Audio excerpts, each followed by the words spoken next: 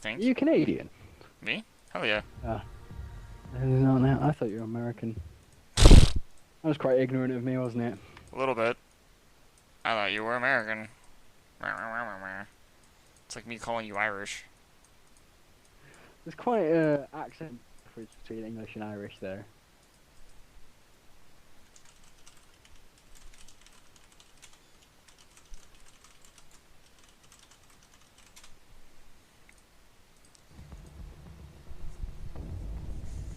Alright. I think we're good.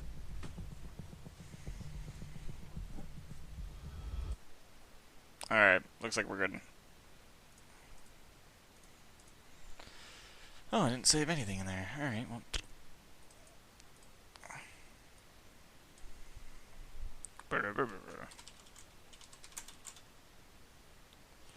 Gobi Samurai. Dun-dun-dun-dun. But yeah, so Windows 10 is interesting. Sometimes it crashes. Sometimes it works.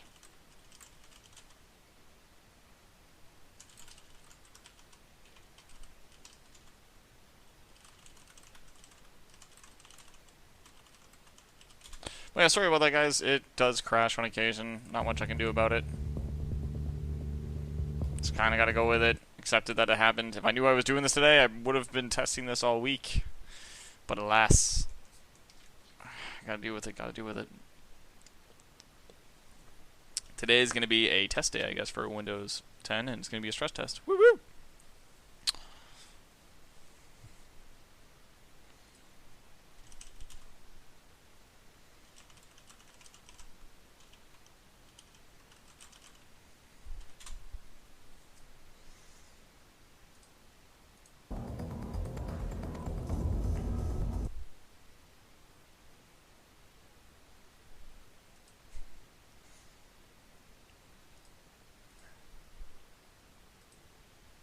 Alright, so right now we're just waiting on the teams to start. I'm assuming pink test to pass.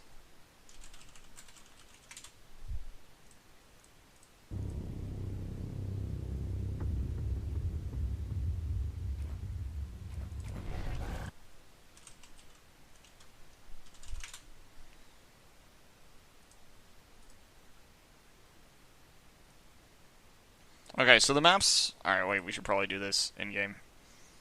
So, quick fade in, fade out. Those of you that have been around for a while, you guys know the drill. We're gonna get this going in a sec, but it's a quick fade in, fade out, just for editing. That way we can get things up on the YouTubes for people to watch later, because people like to watch them on YouTubes. So we'll be back.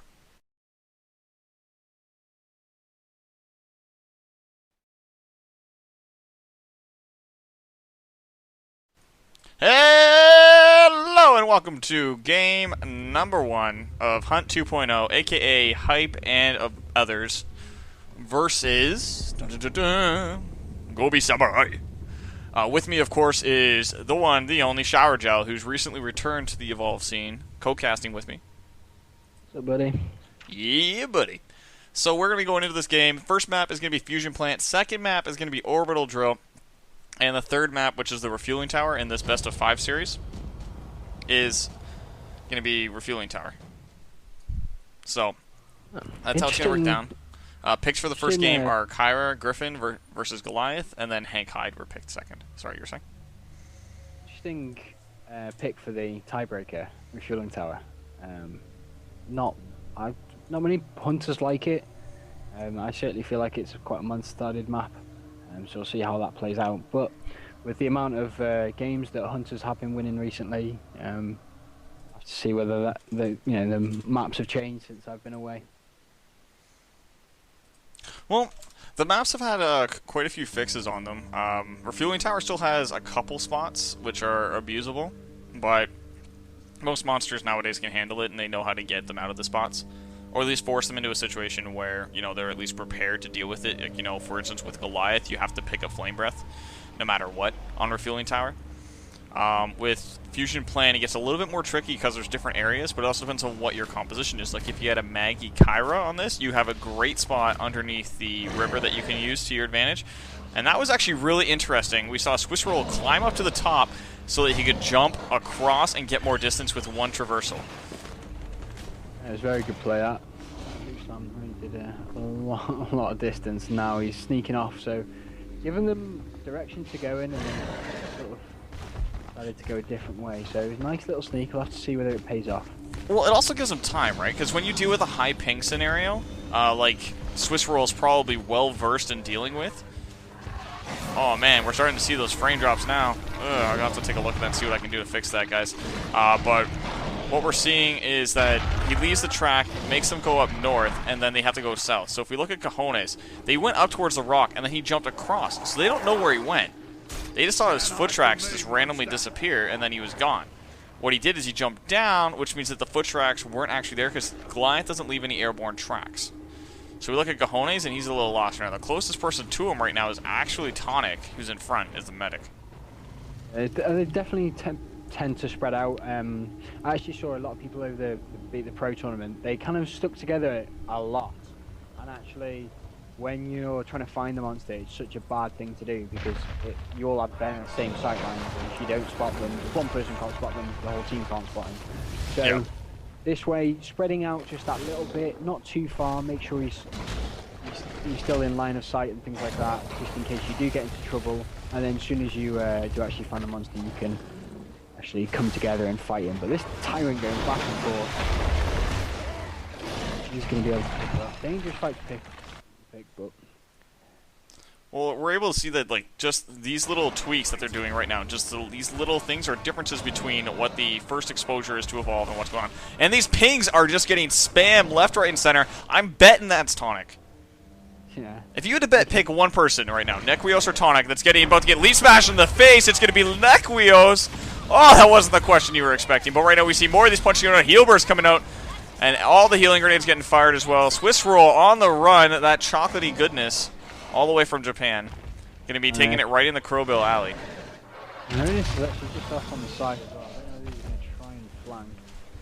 He's certainly in a position to do so, but if he does get caught on his own, that could be quite dangerous. I mean, obviously, this is only Hunt 1.0, so the changes to Monster being stronger at stage 1 haven't come into effect, but even so, 1v1 against the Monster. Yeah. Nice. So they got the pings coming out for measurement. We got Cajones, who's actually he's in position to throw it. Oh, he missed the harpoon. Swiss Roll's able to get through here. And he's going to go through unreally challenged at this point as the second harpoon also missed there.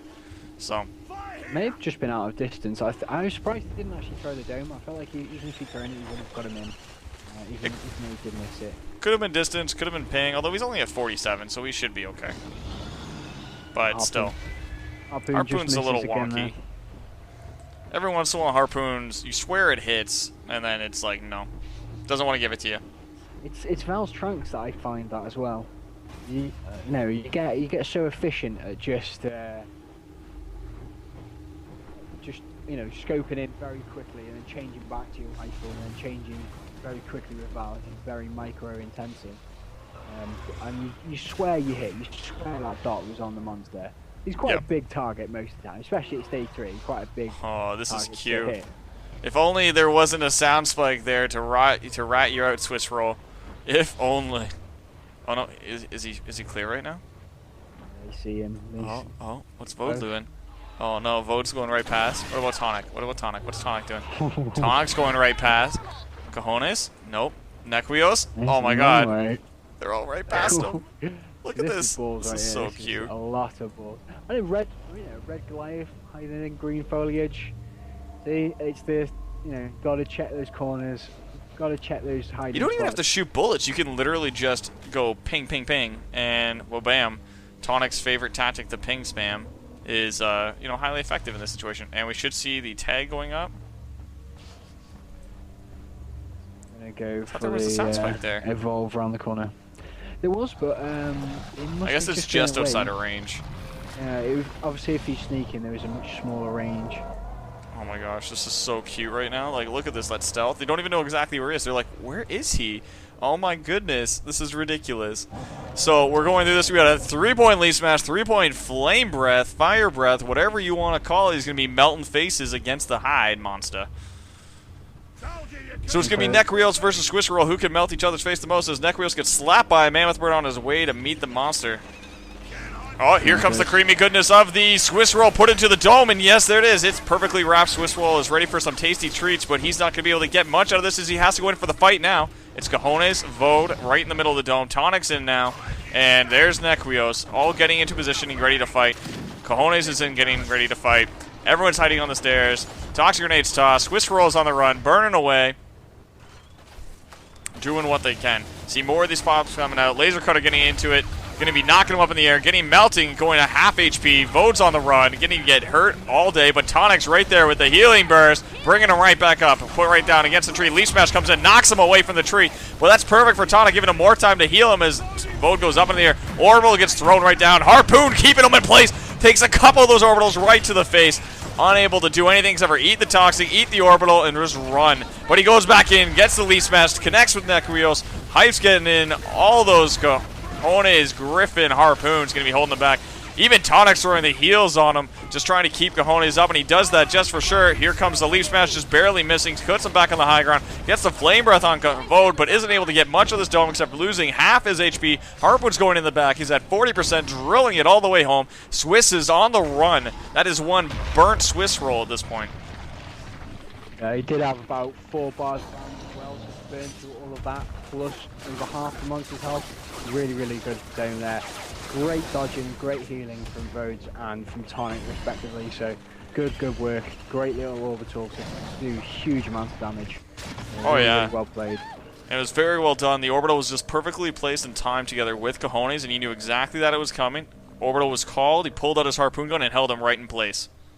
A great way to like get the aggro off of you as well as a Hank. Put down the orbital on top of yourself, and it forces the monster to either take lots of damage and get the kill, or to run away and you survive. So in this instance, he's managed to survive and still do a little bit of damage. So we got very lucky there. Well, we've seen some monsters get out of the pickles like this with even less HP. Like, he has a good amount if he gets to stage 3, and if he gets full armor, he can still engage and get a strike or two. Like, it's not like he's out. He can definitely do a lot of damage and come back from this. Definitely, yeah. With another 3 bars that... oh, double Mammoth Bridge Slap. That was cute. That's grim. He's going to have to get some healing. Otherwise, 1 Leap Slam and he's down. That's the dome gone straight away. It could be very, very bad. He's keeping his distance right now because he knows that. See, Swiss Roll is going for a little bit more stealth. Tonic's firing off those healing grenades, trying to heal him from across the map. Not quite. And there's the Leaf Smash, knocking Cojones back into the Tyrant Pit. He has to jetpack himself up. Tonic is going to have to do what he can. Here comes the Dome. Dome misses. And we got Tonic right now keeping him staying barely alive because the Hank shield right that last second there. But, oh man, using the Hank shield to extinguish the flame. And that's going to let Swiss Roll eat. He's going to have full armor now for the next engage. They can't dome him, so he's free to engage whenever he wants, and he's free to leave. Yeah, I definitely think throwing that dome was a bad decision with how low Cojones was. Even if they did get him in the dome, it would have been a very bad position. I would have wanted to hold it if they do manage to get him at a later date, because he is sort of trapped in that corner now. Yeah, but he's going to have to force his way out to get into a fight. As we see him engaging now on Nequios. Nequios is throwing out the Toxic Grenade, trying to get everything he can. Swiss Roll is just engaged and seeing what's available. He sees Tonic, sees everyone, but he knows Cojones is in the back. A little bit exposed, able to break that line of sight. Here comes the Leaf Smash, going to get a little bit of a burn out of it. Cojones is using the pillar to protect himself from that Flame Breath. Not going to be able to get much out of it. Forced to go on Tonic. Tonic's at half HP. Harpoon on the back as Swiss Roll's on the retreat. Not able to get anything out of that. He'll leave, and he'll just recharge his armor, get his Evolve out, and maybe get some 3 points into either Charge or Leap or Rock Throw, because he has either ability at this point. He's probably going to go a full shotgun. If I had to bet, I'd say Rock Throw, but who knows at this point. He could do something different just to try and get a little bit more control, or he might try and do something just to break the meta, or just look for more damage. Either or, who knows what he's going to do at this point. Yeah, I feel he might go for the Rock Throw. There's quite a bit of verticality, especially around the relay, so he's going to want to have to go Rock Throw. It's very common, plus with the bug that will be fixed in 2.0, I believe, where you can Leap Slam, Rock Throw, and the animation for Rock Throw is actually shorter than it should be. Yep. You can sort of get the Rock Throw out faster than is actually intended. So that's definitely a benefit to get a lot more damage out and make it much harder to dodge. So I'm gonna say he's gonna go rock through. That being said, they also reduced the cooldown on it and did some other tweaks to counteract that. But yeah, that's one of the main combos right now is that leap smash into the rock throw, just to get that full combo, burst someone down and get them down to almost nothing and get them one more punch and they're dead. With that strong attack as well, if they can hit it, that it is from 100% whether you've got a strike Oh man, or not. they don't know where he is, like, whatsoever. They are 250 meters away, their closest person. I kind of feel like after Switch Roll had got the leap spam onto Cojones, if Cojones had actually had the... Oh my gosh, they think he's on top of the helipad. Look at these pinks, they all think he's up there. 300 meters away, Cojones knows something's up. He's going to go back right now and see what's going on. He's right behind the relay. Yep, there's the Evolve. Yeah, great play by Switch Roll. Yeah, and he was able to stealth his way through. That's the importance of stealth. You can't always do it, but when you can, and it's going to be a 2-point rock throw into a 1-point charge with a 3-point leap smash, 3-point flame breath. All right, we're going a little bit different here, trying to get the Maximus points. Maybe he's practicing something for the new meta coming out on Tuesday because of the recent changes in abilities. Maybe he's want to treat this more as a practice and scrim and get ready for that. But this is different. We're going to see what he's going to do, and we'll have to see what he does with it. It's a best of 3, so even if he does lose this, they're not out. So he does have a little bit of He has some wiggle room. Yeah, he does indeed. So good to see people changing things up. That's what we want patches to be like. And as he said, he's now got a half health. He's got full armor, and he's going to go for engage here. Yeah. So we're going to see that. We see the Toxic Grenade being tossed. A little bit of burn damage. That's it. Nothing really. Just a little bit of poke. One bar of armor. Lots of damage. You know, that's only a second of Toxic Nade, and it's taken a bar of armor off. You know, it does a lot of damage. And I've actually, since I come back, I've been starting to run damage perk on Hide just to get that extra burn damage, that extra Toxic Nade damage, and it hurts. It really does. Helps you take down wildlife faster. It's a really nice perk.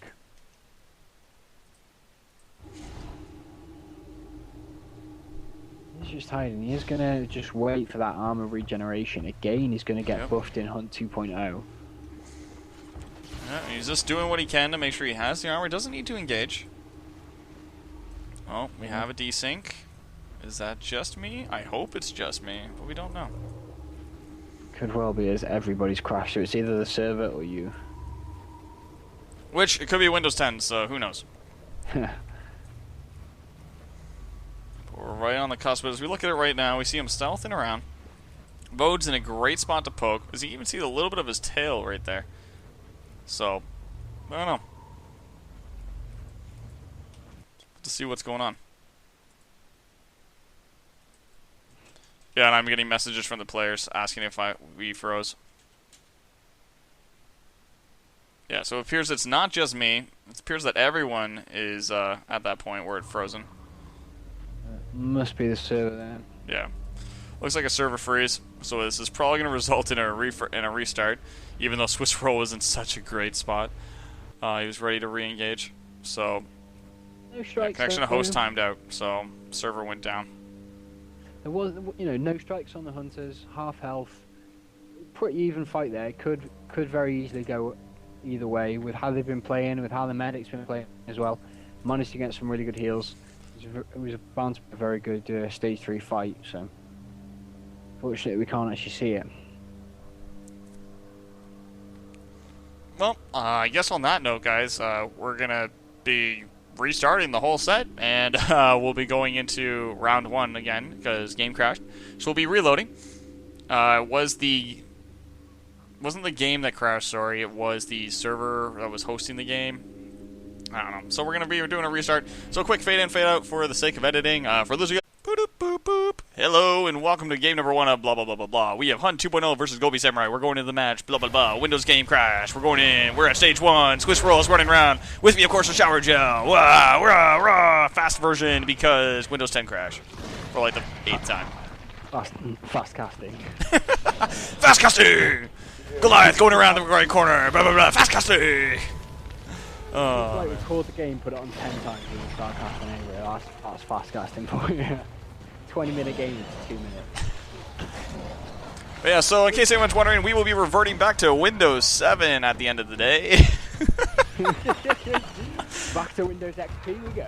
Oh, I was Windows 7 64-bit, and then I updated last night. But enough about Windows. We can talk about that in between games. Just want to let you guys know that that's what's going to go on, so that way we don't have fast casting going on. Cajones throwing out the dome. Dome gets thrown. Here comes the harpoon. Harpoon gets thrown. Doesn't connect, though, and Swiss Roll gets through. And that would be a change next week, after next Tuesday. Hunt 2.0. The dome time for coming down goes from 5 seconds to 1 second. So it's very, very difficult to miss a dome. And if you do miss a dome, you are undoubtedly Mazel. Yeah, you undoubtedly Mazel Dome every time. Yeah.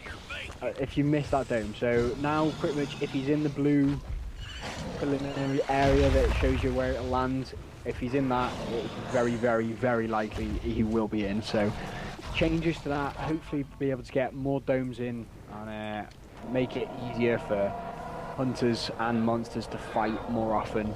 They have actually found him here, and they're going to get... There's the Toxic Grenade. Oh, the Toxic Grenade's just short. Doesn't quite go all the way through. See, 3-point Leaf Smash, 3-point Flame Breath. Same build we saw last time. Swiss Roll's going to go all the way around and try and get what he can. His Hides is going wee all the way home. Oh, man, that little piggy on the minigun. He wants a Swiss Roll. And he actually managed to do about 2 bars of armor, but the dome misses again. That's the second dome this game that I've missed. That's quite a detrimental miss. If they'd managed to get that, it would have been almost game over at that point, depending on how much damage they'd actually been able to put down and how much Swiss Roll could have negated.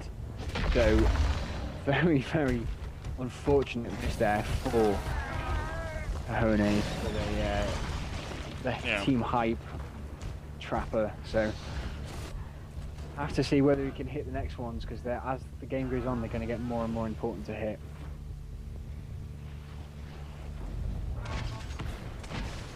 And someone's a noob in regards to the scoreboard. Thank you, Mod3101, for pointing that out. You get a shout out on stream because I'm an idiot and I forgot to let you guys see the match.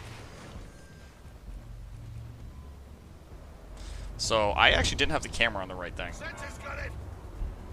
So, Mod3101, you get the approval of the day and the thank you for pointing out my stupidity in all this fast casting.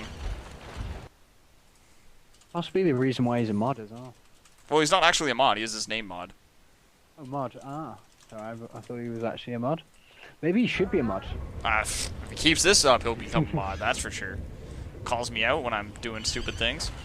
Unlike my co-caster, who doesn't tell me when I'm screwing up. I don't have any responsibility. I just have to look at your screen, so I'm not taking the fall on this one. I just talk. Oh, okay. Alright. You get forgiven this time. Alright, well, Swiss Roll's looking to get a little bit of a snack. Looking for some creamy goodness in the middle. Leaf Smash goes right back into the 3. Looking for a 3-some. Not able to get it. Gets forced back into the Crowbill Canyon. Has to do a whole little loop around, right around the Swiss logs. Going to be trying to get everything he can. All that chocolatey goodness. All the filling. And yes, I can redo the puns because the first games didn't count because they crashed. So... And, he definitely wants to fight in this corridor. It's really tight, really enclosed, means that Leap Slam and Flame Breath is going to hit as many people as possible. Yeah. He definitely wants to fight straight onto the medic here, though. And here comes the Leaf Smash. Connects on 2. Tonic has to use the heal burst on himself. Not able to get Nequios on it, though. Nequios still has a full shield available from both Vode and himself. Flame Breath going straight after Vode, though. Doesn't want to deal with it. Goes in for the Leaf Smash. Dodged by Vode, but not quite enough as it connects on Vode. Vode's at 20%. Gets punched in the face right in the middle of the Toxic Grenade. Flame Breath going to be burning down Vode unless Tonic gets the heals, and yes, he does. Tonic gets the heals, keeping up Vode. Vode stays alive, and he's at about 10, 20 HP, all thanks to Tonic with those baller heals, literally and figuratively.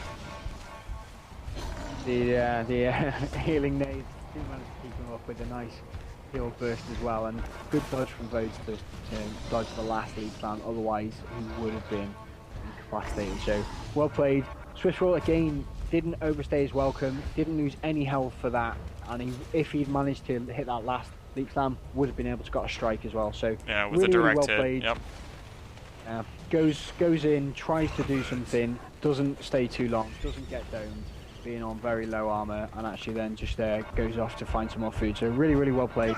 But he hasn't actually managed to find that much armor. Speaking of it, though, still only on what, 4 bars of armor. Could be dangerous if they actually managed to get a dome. I mean, last game, unfortunately did have a restart, but it wasn't this similar situation where he had 4 bars of armor and they still managed to take him to below half health. So it could be quite nasty if that happens again. Yeah. It's going to be a pickle, that's for sure. He's getting into a good spot to fight, though, as he's going to have a lot of options. And he does have good flame breath. The only problem is the fact that he's right by this ravine. If he can pull them away from there before he goes in. Because flame breath, you know, fire, ravine, water, kind of negates it. So we want to make sure that he does get the full burn effect when he does his flame breath. As you see these pings coming out, and you know it's Tonic. Tonic's got a chronic problem with pings. Tonic's on his tail, though. Can use some very... Quite dangerous. And did you see that? That was a perfect dodge by Tonic. Put himself on the high ground, however, he did put himself in the corner afterwards, which wasn't as good. Won a perfect play to a slight blunder, which worked out all in his favor, though, because it actually worked out to be the perfect tumble. Because Swiss wasn't engaging. He's in a really, really good position here. He didn't actually commit to go around that corner, so now he's right on top of the monster. Hopefully going to get the dome if he doesn't manage to go too far, but it does look like Swisswell's managed to evade Cojones for the moment. He doesn't manage to cut him off. Yeah. And right now we got Cojones going out and showing his cojones by getting right out front all by himself, forcing the monster back to engage on all 3 of them. But we got Tonic right down in the middle of the pad, going to get melted in the face, getting a little bit overcooked for dinner. And we see the Goliath right now trying to decide where he wants to go. He's looking at Vode saying maybe, and yes he does. Goes to the leaf smash, the body slam comes in, sees Cojones, says nope, I don't want this dome yet. And he's going to try and sneak his way around, as he was able to do that quite effectively last time. He's going to drop down right now. There he goes. And he's going to wrap around, probably go towards, yep, he goes towards the waterfall. Well played. At the moment, I'm still liking where the hunters are sitting. You know, he's not evolved stage 3 yet. He's got a little bit of health damage. At the moment, they're just whittling down his armor, but this relies on Cojones hitting this dome now. Yep. Really, really important that he managed to get it.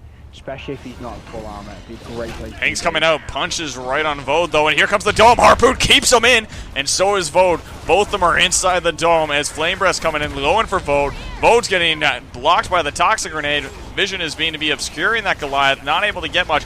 Vode throws the cloak just to make sure, and he does get a leaf smash on the side. Give me looking for some blind Flame Breaths here, not able to quite connect on it. Just looking for it. Vode's just hiding for it. There's the reveal where he is, but not quite enough. Cojones right now is revealed. However, he's not cloaked, so we're going to see Goliath punching him around. Leaf smash comes in, connects a little bit too early on the ground. Not quite able to get it, though, as we see him going up on the high ground, looking for Vode. Vode's on the high point. He sees down at the low point. No one's down there anymore. Cojones is back up top. He was kind of jumping around, shooting them all. Healing coming out from Tonic, keeping everyone up top and ready to fight. See, we're all good to go. We see a leaf smash coming across. Is going to try and get Vode. Vode steps back, doesn't get hit, and we see that right now Swiss Roll is trying to mitigate this damage, but he's not able to run anywhere, not able to hide. You are trapped in there with them with Goliath. Oh, and there's the leaf smash. Cojones is able to get that harpoon in, but Swiss Roll doesn't want to stay. He's getting poked in the back, and he's going to cut into little itty-bitty snack sizes. Been cut from hangs as well, doing quite a bit of damage. Managed to get into just above half health, so not too bad. He is going to get the stage 3 dome. Not as well as last game, because he will be on about, you know, a 3/4 health, I'm going to say, after he evolves. And again, I just don't have any strikes, so well played, but they were in a better position last game. It was unfortunate for them that the server did crash. And that was actually quite a dangerous position. Cojones, if he'd actually had no jetpack and had to go down into that waterfall with a Goliath, that could have been very dangerous. And we're seeing that exact same build coming out this game too. The 2-point Rock Throw, 3-point Leaf Smash, 3-point Flame Breath, and 1-point Charge. We'll have to see how he uses that charge critically throughout this point. As you see him just kind of charging around this map into the corridors, just trying to see what he can get. Maybe he's just using it for traversal to help him get around during fights, maybe? It's interesting though, if you were using it like that, you may pick it up at even stage 1, so that you have the leap that and the charge for that extra mobility, because now Most of the time, the hunters will decide where they want to fight. They'll set up, especially if you've got a Maggie or a Markov, where you're going to set those mines, you're going to set those traps up. Whereas, so you're not actually going to be doing that much traversing. You don't need to get away from the hunters because they're not chasing after you as much anymore. So it's an interesting pickup, but whether he just wants to use it in this combination of he charges and then he leap slams on top of them, so they tumble back and cannot dodge the leap slam. That's the way that I'm going to anticipate he uses it. And then of course you use the rock throw in combination with the leap slam to do even more damage. Yep. That's how I'm picturing it. I could be completely wrong. We'll only find out if we actually get to the stage 3 fight this time. We'll have to see what they do this game. It looks like they're just setting up the relay. Swiss Roll's going to get the armor up. Gets to have all his layers back. This little complicated little Swiss Roll gets to roll right on tight with that little filling. We'll have to see what he does, though. I don't know. The Hunter's actually doing a good job here. You might just think, oh, it's a bit of boredom, or we're just waiting for the monster, we'll just shoot this Tyrant. It's actually a good tactic to do. I've seen, I can't remember who it was, Guidance, or it might have even been Chippewa.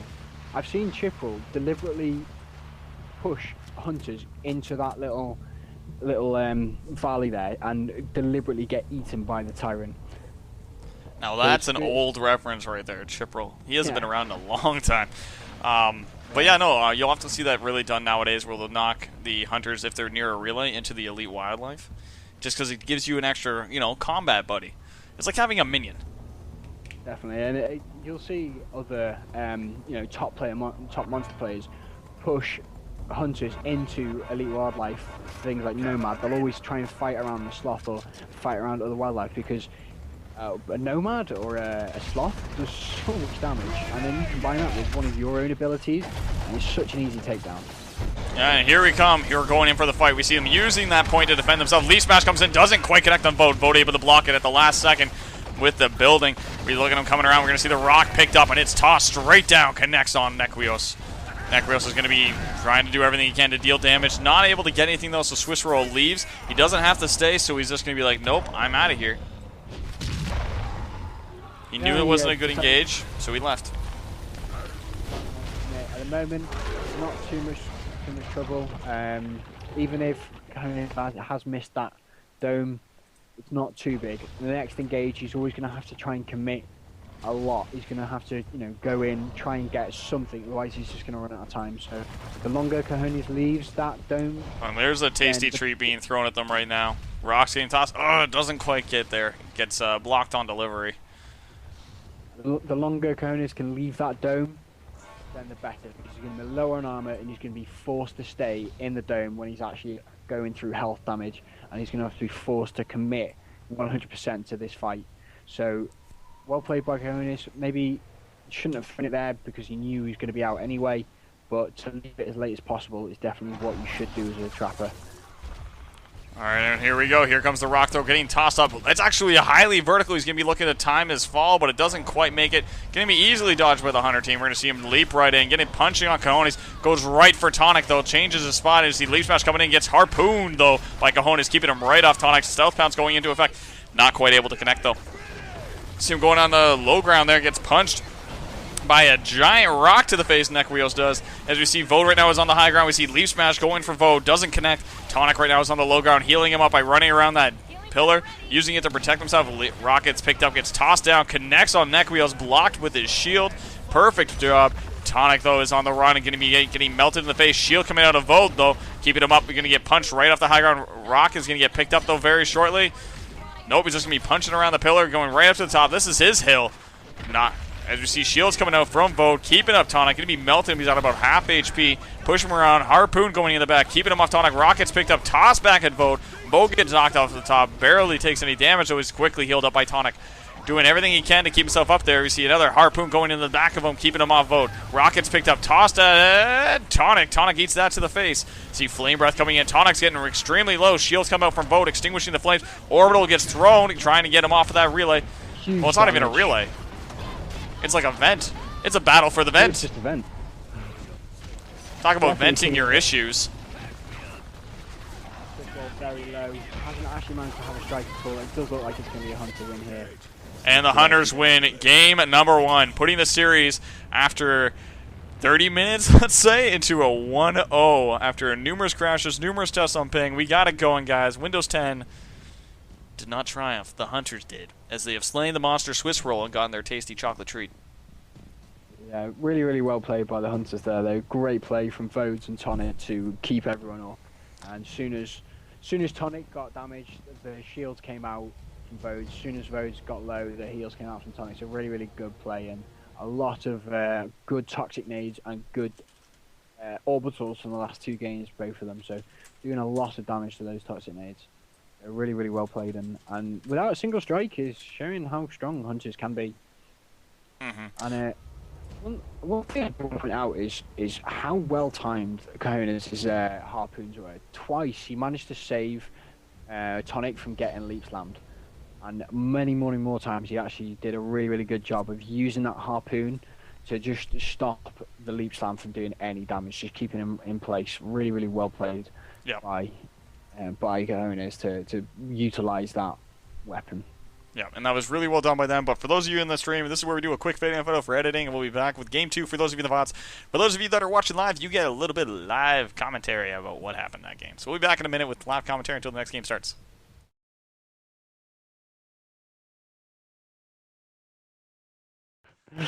Alright, so that last game was ridiculous. A lot of fun. It looks like we are actually already starting the next map, so this will be quick, but it was just really well done. It was nice to see the difference in style between the 2 games. First game we saw him play that we actually got to play the full game up until the end was we saw a lot more stealth play. In the second game we saw more bull rushing and the different flip styles of monster play coming out of Swiss Roll. What do you think we're going to see this game? I think if he gets the opportunity to sneak, he will. We're playing on what's the next map? Orbital Drill. Yeah. It's less sneaky. The issue being that with Fusion Plant, you've got a lot of trees that you can hide yourself in. You've got a lot of foliage, and especially in the southern area of Fusion Plant, for Krakens especially, you can fly up into the canopy, and it's very difficult to see. So there's a lot more green, a lot easier to hide. Orbital Drill is a lot drier, different atmosphere, and is much harder to actually hide yourself as a rock. So I think he'll be going a much more bull rush, going quickly from one side of the map to the other to gain distance to be able to evolve. You can just go straight across the map. It's a great way to get a distance between the hunters for you to evolve. So I think he'll go for that style much more so. Okay. Well, we'll have to see what he does this game. I guess we are actually starting right now. They're getting their classes and picks all in, so we'll do that second fade-in, fade-out that I mentioned that happens in between games. So we'll be back in about 10 seconds, and yeah. Be back in a short second, guys, for Game 2 of the series in the best of 5.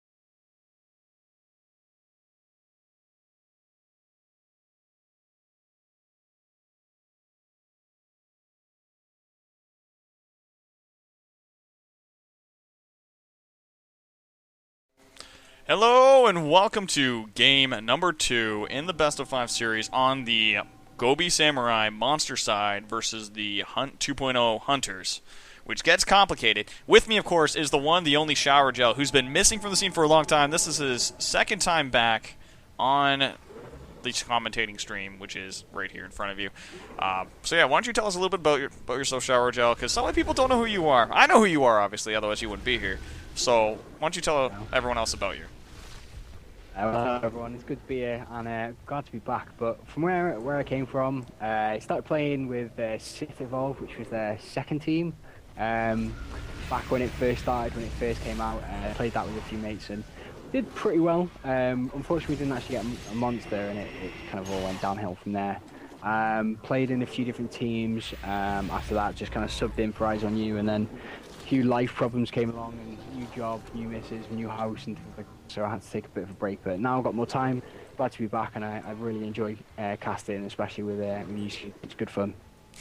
It's all in good fun here, man. That's what it's all about. But yeah, so we do see that we are on Orbital Drill, which is one of the most commonly played maps. And there we go. Letting me bring it up there. We see we did go on a standard route here, which is down along this route. You'll see a slight this is a slight variation of the other feeding route, which is up through this area and down through here. This is just went straight down and through here. That's the only real difference. It's basically the same route, just with a slight tweak at the start. Gets you the same amount of meats, though, same amount of time. Overall, it's, 6.5 one way, a dozen the other. 6 one way, half a dozen the other, I think is the exact phrase. But yeah, so we are good to go. For those of you watching live, there are actually 2 streams going on right now with the Go4Evolve Sunday Cup number 23 with twitch.tv/insane521 also being the other streamer who's commentating with the TRS guidance. They're both Q&A testers for there, so we're going to have some Hunt 2.0 knowledge going on there, as we are casting Hunt 2.0 team, which is not affiliated with TRS in any way. So I don't know. We see Kraken right now just kind of doing what he can. They're on the pursuit. They know where he is. We're just kind of waiting for the first engage right now. Yeah, there it is right there. And there's the harpoon getting thrown, and the Kraken is in the dome right here. So we have a half evolve meter, full armor Swiss roll. So now it's damage mitigation time. Definitely is, yeah. Stage 1's nasty. Oh, there's a little bit of a Kraken bolt. Gonna be throwing those Banshee Mines out, trying to keep his distance. Gonna be dropping down. Oh, and it looks like he's going to be going in, force him off that high ground there. He's going to go into the caves, like going to eat it a little bit. No. It does look like he's gone for 2 Vortex, 1 Banshee Mines there. Quite a common start, made popular by Cyril. Very strong start. Using that sneak powers along with the Banshee Mines can do a lot of damage. Yeah. Definitely and you'll notice that one thing that he is doing here is he's just, just fighting for the minimum sake of fighting so the hunters don't get too comfy. But at the same time, he's hiding behind pillars, making sure he doesn't get shot. He's just trying to outlast this dome, stealth pounce when he can, just trying to get a little bit of damage, see if there's anything there. Doesn't look like it's ever going to get there, though. Like, they do have a Markov with a lightning gun, so not be able to get much out of it in regards to Banshee Mines. But he's still going to be able to get out of there with almost no damage. Now he just has to build the evolve meter, and he'll be in a good spot. He did a good job there, going using the height difference. I mean, you don't want Kyra trying to face check anywhere, so good job to make sure that limited the amount of time he's actually in view from the hunters to make sure that if you can't see him, it's much harder to actually do damage to him. But at this stage, normally we'd see a Kraken with a full evolve meter. He would now go right across the map and actually evolve. So they do actually have another opportunity to, if they can catch him quickly, to possibly get him without any armor. If they can catch him in a better position where he doesn't have those places to hide, it could be really nasty for him. Well, it's not just that. It's also the fact that he's had to traverse the map now twice, which is going to eat into his timer. Usually by now they'd already be stage 2, and we're at 4 minutes. Most matches usually end about, what, 7 minutes? Maybe 8? Depends on how the fights go. Obviously that last Goliath match did last a good 15 minutes, and most of that was due to the fact that it'd been taken to a stage 3 fight because of the amount of damage that he'd done. Couldn't try to force it in a stage 2 situation.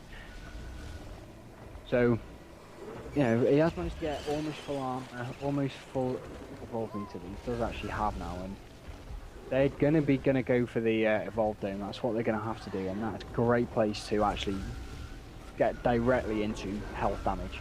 Oh, of course, there's a Kraken bolt. Of course, all this will change after Tuesday. They have buffed the monster damage, but nerfed the level 1 armor. So now, as you stage up, you actually gain more armor as well as more health.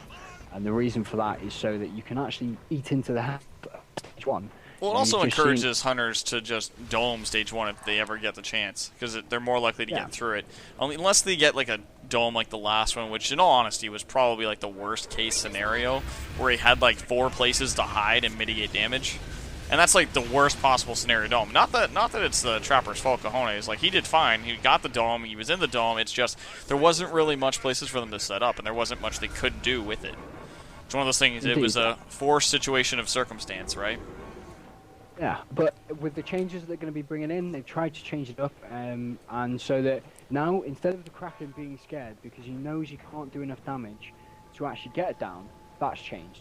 Yeah. So it's helped hunters get the dome because of dome changes, and it's also meant that they can do health damage, so they want to do them at stage 1, but also when the monster does get damage at stage 1, he can actually fight back. So it's a really, really good change, and I'm really excited to see how it's going to actually change the competitive teams, whether they will still wait until stage 2 or whether they'll actually want to go for the stage 1 fight.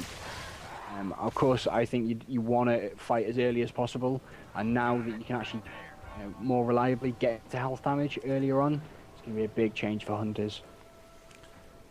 Yeah, and it's just going to come down to, you know what, he has less armor, so we'll be able to get more damage in and get some health damage early, and if he doesn't have an evolve meter, it's a perfect time to dome.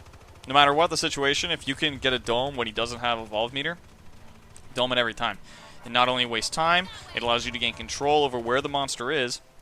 Even if you don't gain damage, you at least gain some map control and map presence, which is something we don't talk about much in this game and how important that is. Like, if you look at the map right now, talk about map control and map presence. You look at Griffin, he's one of the most dominant trappers in the game for map control and map presence because of his ability to harpoon and create those sound spikes that just reveal everything that's going on. There's no way you're going through that area. It just controls and says, hey, you're over here. All right, you're mine now. Abe is like the second best, I'd say, right now, which is just because of the tracking dart. Just is the tracking dart tells you exactly what's going on, right? Yeah, if you can keep on the monster's tail, then it's no way in hell that he's actually going to be able to hide from you. It removes sneak, similar to the way that Daisy removes sneak. It makes it much, much harder to sneak. And yeah, it's really important to go for short, sharp corners to remove line of sight against Abe and Val, due to the way that they work and their mechanics. So Abe's really, really good for denying area as well. And you've even got like macro and micro situations in that, because players like Markov have the minds to try and limit the amount of area that the monster can actually use in an arena, not just the sound spikes across the entire map. Yeah, which is just interesting all on its own. It's just different ways of playing the different classes and the different offers that they bring to the table. It's just very unique to this game as a whole. However, it does look like we have Swiss Roll pulling another stealthy, doing the old, go invisible or lose line of sight and then stand still. Something that supports love to do to the monster, but you very rarely see a monster do it to the support. He flipped the table. It does need to go for an evolve. As soon as he can evolve in a much position. He's in a weird spot because they know he's back there and he's not doing anything, so they're trying to find out where he is. You see, he's moving slowly towards Tonic right now, which means Tonic might get eyes. Yep, there it is. There's the line of sight right there. That's the massive amount of pings as well. Yeah, it's Tonic every time. The chronic pinger. Yep. Tonic, the chronic pinger. It's well played by Tonic. Keep your eyes peeled and really patient by the hunters, not to say, oh, he's not here, let's go off. He must be in a different corner of the map. So really, really well played. Just to keep a bit of patience, bit of skill in knowing that the monster hasn't passed this area yet. There you go. We're gonna name Tonic the chronic panic pinger. There you go. Gotta make it a tongue twister. Gotta have some fun with it. But we do see the Kraken is right now re-engaging. Has a full evolve meter and armor. Looking to see if he can get a pick off on Vode. Not able to get it. Stealth Pounce goes in. Gets shot off immediately, though, as Vode right now is trying to do everything he can. Swiss Roll right now is almost out of armor, so they are going to get a little bit of health damage unless he's able to mitigate this. Which he's throwing down this Banshee Mines, trying to get as much as he can out of this. Going to go for the Stealth Pounce. Not able to get it. Banshee Mines are getting thrown. Get cleared up, though, pretty quick by Markov. As we see more of these mines getting put on the high ground. Tonic right there is just trying to heal everyone up. On the opposite side of the pillar, just shooting them down as much as you can. Vode right now right next to the monster. Going to be trying to get as much as he can out of it. Not quite able to give anything to the monster, though, as he's just getting so well healed. And he's just getting all the dodges he needs, as Tonic is right now in the perfect spot to heal him up. Uses a cloak to get himself in a great position. Cojones is right now getting knocked down to the low ground. We see that Swiss Roll is right now at about 75%, just eating damage at this point. doing everything he can to try and get this damage-wise. Even Tonic throwing out the napalm nades as well, trying to do a bit of extra damage, trying to get as much health and damage as possible within this dome. Yeah. Great place for the hunters to be right now. And the dome does go down though. Yeah, so dome's down, he's free. And Tonic the Chronic Panic Pinger is not pinging right now, so I don't know what's going on. Maybe they're a little busy trying to heal everyone up, but still. We'll see what happens. They do actually have the sound spike on him, so they know which way he's gone. Yeah, they know where he is. And he's going to go right down to this corner, and he's going to evolve. He's got no armor, he's on health, so why not evolve? You don't have armor anyways. You have full evolve meter, why waste the food on the map, right? They also don't have a dome right now. Yeah, exactly. You got those few extra seconds to dodge the dome, so even if the... We got a 3-point lightning strike coming out. Ooh. I like it. I like it like that. Shocking. And Smite comes down from heaven. Not able to connect with Cajones. Not able to get it, though, because Cajones got some quick feet as he's dodging left, right, and Swiss Roll is on the run, going to Vortex backs. Banshee Mod's getting thrown. Everything trying to slow down Cajones. Cajones on quick pursuit, though. He's quick like a little rabbit. And a trapper. Yeah, so what do you do at this point as Swiss Roll? Do you engage, go for the strike, or do you just sit here and try and protect yourself and wait for the mines and everything to get set up on defense? You've got to just damage the station. If you find somebody out of position, then fine, you go for them. If you manage to land that lightning strike when you know Kairo's not got that healing burst, you want to go for the strike. But other than that, you just want to hide. Damage mitigation, try and get the armor to regen. And just try not to get hit by any mines. Yep, and here comes the lightning. Does it connect? Nope, doesn't. So he's going to be going back to damage mitigation mode as we're going to see him poke around this corner here. And yeah, there it is right there. He's trying to keep himself down and protected. Vortex going in, forcing Cajones back. You're going to see these flame grenades coming out right now. Markov is doing all the poke damage he can. You're going to see him go behind. Lightning strike getting thrown behind him. Connects on the high ground, though. Doesn't quite drop. As you see him trying to push himself out of this dome. Is he's at about 30–40% right now, trying to get every little bit of health he can out of it. Swiss Roll's going to be looking for armor, looking for any snack he can just to get a little bit and make him chip safe, as they like to call it. He managed to actually damage mitigate fairly well. He didn't lose as much health as I thought. I would have expected he'd come out with about half of what he is now. So good job on that point. But again, really well played by the Hunters to get another dome at such a good stage when he had no health. Yeah. And when you see it right now, we did throw the Vortex, which slowed them down a little bit on the pursuit. One thing that you'll notice is right here in this alley, they never split up, ever. And as I say that, Tonic is sitting in the back, and they split up a little bit. But they know the monster's in front of them, so it's not that critical. But still, like, that's one thing that you'll notice is they always stay tight in that corridor, very specific. So those of you that are playing in pubs, this spot right here is a death zone. Always stay as 4. Pro tips. Right there. It's a really tight situation. Got no flame breath, so it doesn't matter if they do go into the water. The water will actually hurt the hunters as well. So, you know, a really good position, nice and tight. You can easily land lightning strikes, multiple hits with the vortex. Great place to fight for the monster. It's a tight corridor with a tight squeeze for all 4 hunters. So you got to keep it nice and tight when you go right through it, because it's tight. Nice and tight. Also, if you do have somebody that's on their own, it's not got the greatest of line of sight as well. So if you do get caught and you do have a Hank or you do have a Val, then it's much harder to actually get the line of sight to be able to heal them up straight away. And we do see right now again Swiss Roll showing his stealth abilities. I don't know if he thinks this is like Splinter Cell but he's doing such a great job. Maybe that's how he trains. He goes into Splinter Cell and just practices there. But he's doing such a great job getting space by using that stealth to his advantage once he breaks line of sight. Well, Metal Gear Solid is just been announced, so maybe you can play in that a bit. Trying to be sneaky, stealthy. Get him a cardboard box. Yeah, definitely. Maybe that was the bush last time. It was the cardboard box. Yeah, transformed. New cardboard box. Cardboard box 2.0. Yeah. Can we get a cardboard box skin for Behemoth? That would be hilarious. What? How would it roll though? It would just be like the giant square just rotating, just over and over again. Oh, we got the Chronic Pinks coming out. Tonic's got to have line of sight. What about having the edgeless cube from Portal 2? The skin. That'd be pretty cool for him, wouldn't it? Someone make a mod, please. As we're looking at it, we got a Swiss roll looking for the lightning strike. Goes for tonic, doesn't connect. He's going to be looking to disengage, but he does get caught in the dome, which means he is stuck here until this fight's done. And we're going to see the vortex coming in, blowing him away.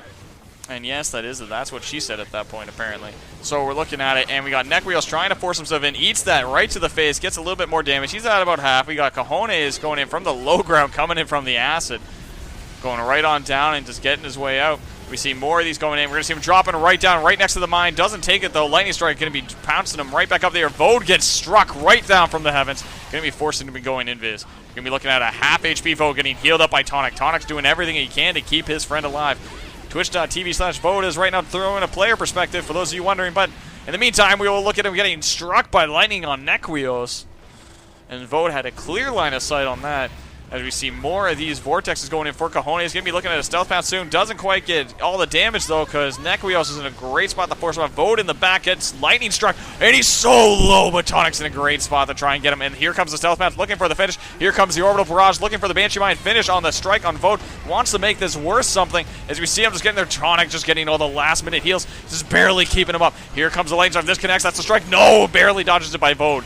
Vode keeping himself alive. Tonic getting the heals up, and they're just punishing him for everything of Tonic. Oh my Jesus, you have been healing and you are the savior of this Hunt 2.0 team. Definitely, and this is the issue of putting 1 point into Banshee Mines and not putting 3 into Vortex. If he'd gone 3 into Vortex, he probably would have got both down there. So, really, really well played from Tonic there to keep him alive.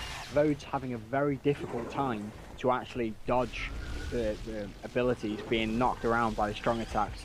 Yeah. And I mean, look at the timer now. We've got less than 3 minutes, and he's still not stage 3. This is in a very bad position for.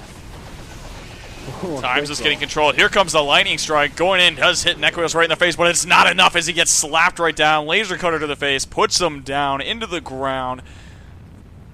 And the Hunters win game number 2 on this side. We'll have to double check and see what's going on that side. Let's just make sure we got it. Good game. But, oh man, it's looking good so far.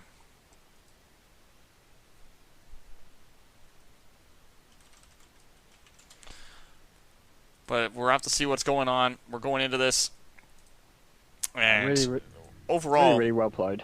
I mean, look at that. Not a single strike. I mean, the lowest it went down to is what, 50%, so it's just above the in-cap zone from Vodes, but really, really well played. Everyone else kept their health up. Great job from Tonic. And look at that amount of healing. Damage done, 24k from the monster, but 28k. All of the damage from the monster did get healed up completely. So really, really well played by this Hunter team and showing that they deserve to win those 2 games. Yeah. And that was very well done. Like, I don't know what Tonic was drinking, but that wasn't tonic water. That was some godly substance that made him the heal king, and it was like healing everyone's wounds. So I don't know, but Tonic, man, that's the summary of that game right there. Tonic. Really, really well played by them. And Tonic, the chronic panic pinger, but always a quick healer. Huh? Great play. Great play from all of them. You have to play as a team. It's great that one person is putting out these big plays, but without the other 3, without the heals or the shields from Vodes, without the domes and the actual harpoons from Macones, and without the damage that Nequios has actually provided, you wouldn't have had such an easy time. So it's really, really well played to not just Tonic, but the entire team to come together and very comfortably win those 2 games. Yeah. So on that note, I did just get an update, and it does look like we are going to a tiebreaker. Series is tied 2-2, so we're going to have more information on that in a moment, guys. But for those of you watching the stream, this is when we go to that quick fade in, fade out that I always talk about, which is just for the guys in the VODs, because they like things nice and neat. So this is for them, and for you guys, because you guys are special. Only you guys get to hear this stuff, where we get to talk about what happened in that game in more detail. And if you guys have any questions, this is where we interact with you guys. So post your questions, and we'll do a little bit. It'll be a 60-second delay, but we'll get what we can. All right, guys. So we'll do a quick fade in, fade out. We'll be back in a minute.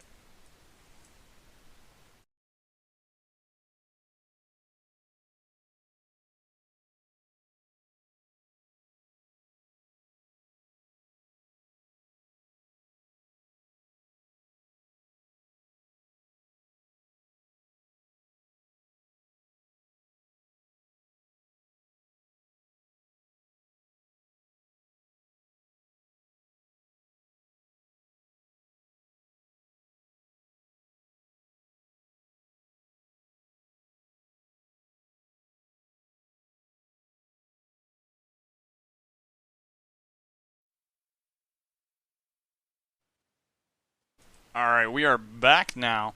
But holy bejeebus, that game was ridiculous. What end timer is what? Like 19 minutes?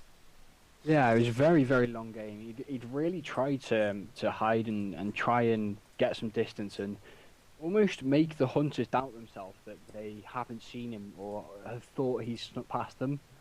But the hunters did a really good job of trusting their instincts, having a bit of patience, and just letting him show himself. So really, really well played. And getting to 19 minutes plus without a stage 3 is very impressive from the hunters to force him to not be able to evolve up. So well played. Yeah, it was very well done, and the control of both the hunters and the monster were just superb.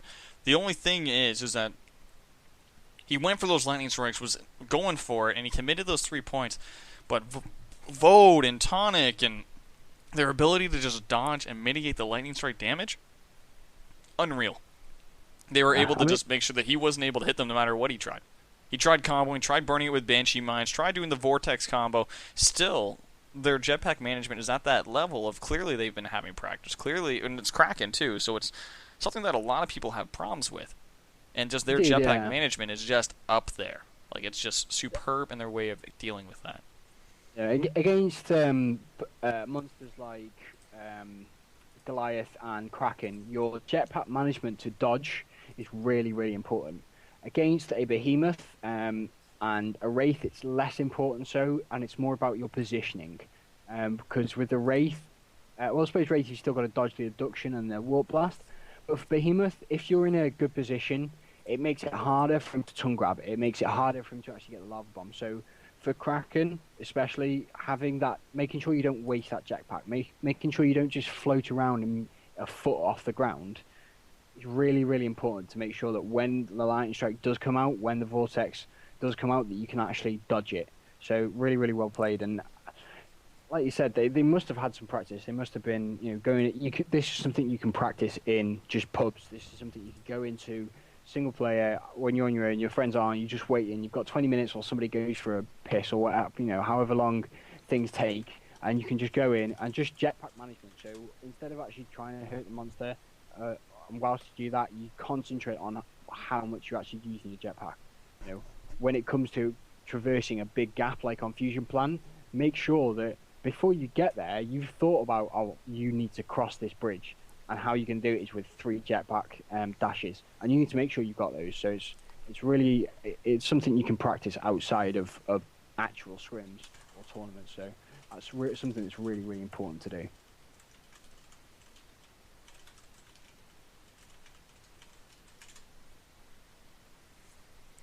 I don't know, it's just ridiculous of some of the depth that's been going into this match and how close this is between Gobi Samurai and Hunt 2.0 team, which I'm sure they're going to have a legitimate name at some point, but it's just ridiculous how good they're doing it. I reckon they'll change the name so that after it does update, they'll be like 2.1, 2.1, and then when it updates again, or 2.2, 2.3. Yeah, they're always like a step ahead. They're always that patch ahead of everybody else. Oh, and I just got an update from Tonic telling me that he wasn't the one pinging. No. Well, I've got a question for you, Seeds. Shoot. Jack, or Jackal, or depending on the multi-personality disorder that it looks like he might have from the little teaser. What first thoughts of him? Alright.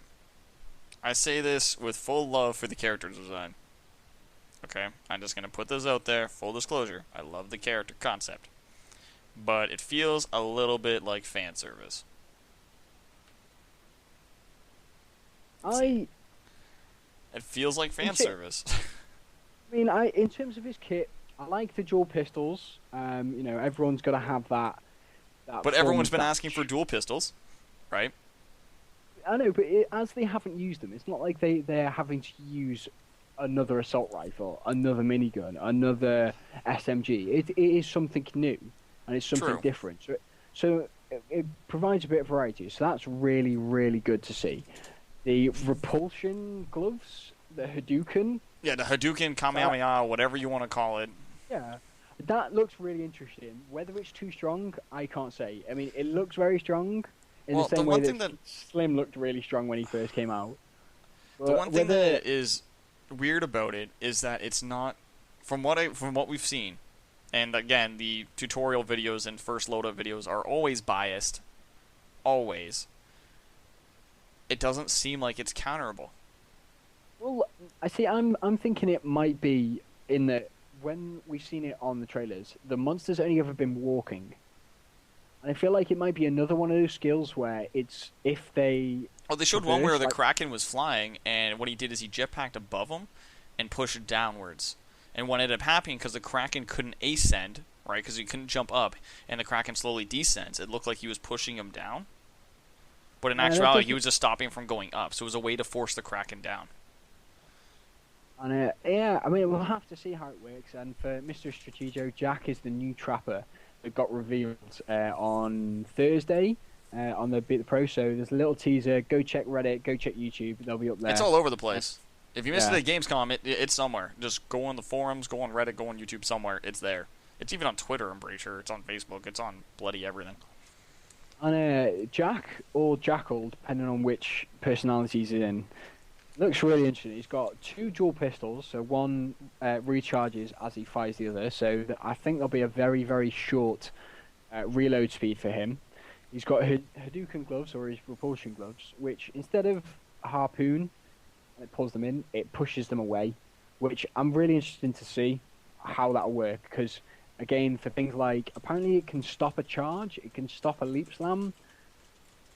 It sounds very strong how it'll work, and it almost stops the monster to a crawl when he's actually walking.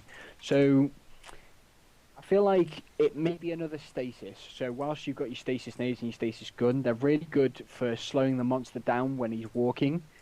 But as soon as he jumps and as soon as he uses some traversal, it's much less effective. So I think it'll be another one of those in all things. And then last thing is his tracking ability. I don't know how this works. I honestly, It looks like a sound spike, but it looks like a temporary sound spike that just searches in like a 360-degree angle, I guess, which would stop stealthing, I guess. I don't know. yeah, cause If it stays there and it's like a sound spike and it just has these beams that are dodgeable by the monster, I think that would be really interesting. If it doesn't stay and it's just like a temporary, boom, it does its scan and then it's dissipated, I think it's a wasted ability, and to be honest, I don't think it'll be used in a competitive tier, but maybe in like public matches it'll get used. Well, from what I know, it calls up the satellite and then it expands from the point that Jack puts it down, and it keeps expanding. But I don't know how far it expands, and if the beams hit the monster, it does damage. If I had to guess, 20-25 meters. Sets. See, I think it'll be much bigger than that. I think it might actually, if you put it down at the start of the map, like right in the middle of the map, it will expand to the entire map. And it will try and find the monster. And obviously it takes much longer for it to go to the edge to fill the map than it does to the start. But honestly, without seeing it completely, with only the little footage that we've been given, it's quite hard to tell of how actually it will be useful. But all I know is that the beams actually do damage. They set the monster on fire. So Yeah. So who knows? I'm really excited though. I'm so excited for the whole. You just like patch. sit in the middle of the map and you just keep spamming them, and you Well, just keep burning the monster.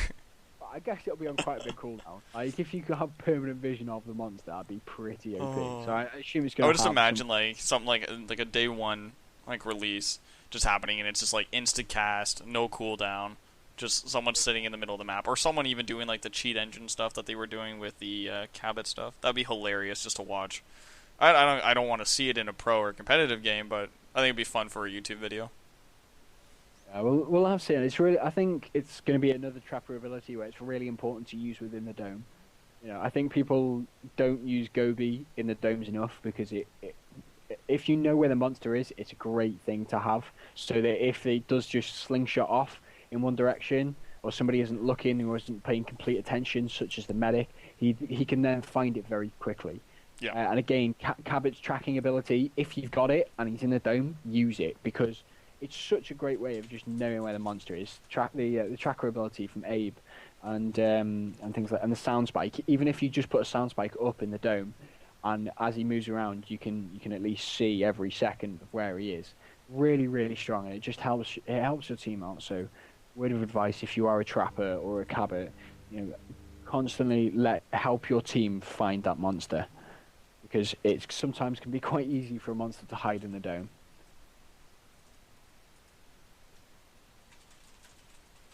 Yeah, there's a lot of changes on Tuesday. I'm so excited.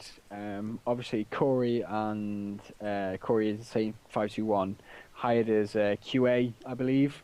So he's been playing. He's been having his thoughts in there. I'm really excited to see and actually see his thoughts from somebody who's played this game at a very very high level to be able to put his thoughts into how the high level players think is really, really helpful for developers because sometimes developers are fantastic at making games, sometimes not great at actually playing them, and it can be quite difficult to balance for both public and competitive play. Yeah, Really, and really. that balance is a delicate balance in its own, and the fact that they have these QA people who are proven members of the community is really interesting, and the fact that they're able to get these balance, and they've come with some real great creative ideas, which is nice to see, and I'm really liking the direction TRS is taking right now. It's definitely better than what it was at launch. In the early stages of the game, they had like a great direction, a great concept, and then I feel like as the publishing started taking over, I don't know. I don't really want to get into that too much right now, but they're starting to correct their course and they're starting to draw as people always talk about the decline of the Evolve community. And every game community, it always reaches a plateau point. And what I mean by the plateau point is the point where it flatlines. And I don't mean zero. I mean the point where it starts stagnating. And if you look at an exponential curve, right, you'll notice that there is a point when it just kind of stops growing. It stops going in the same direction and starts changing direction, which is something that I'd like to see now. I'd like to see Evolve start going in the growth section and start growing in player base.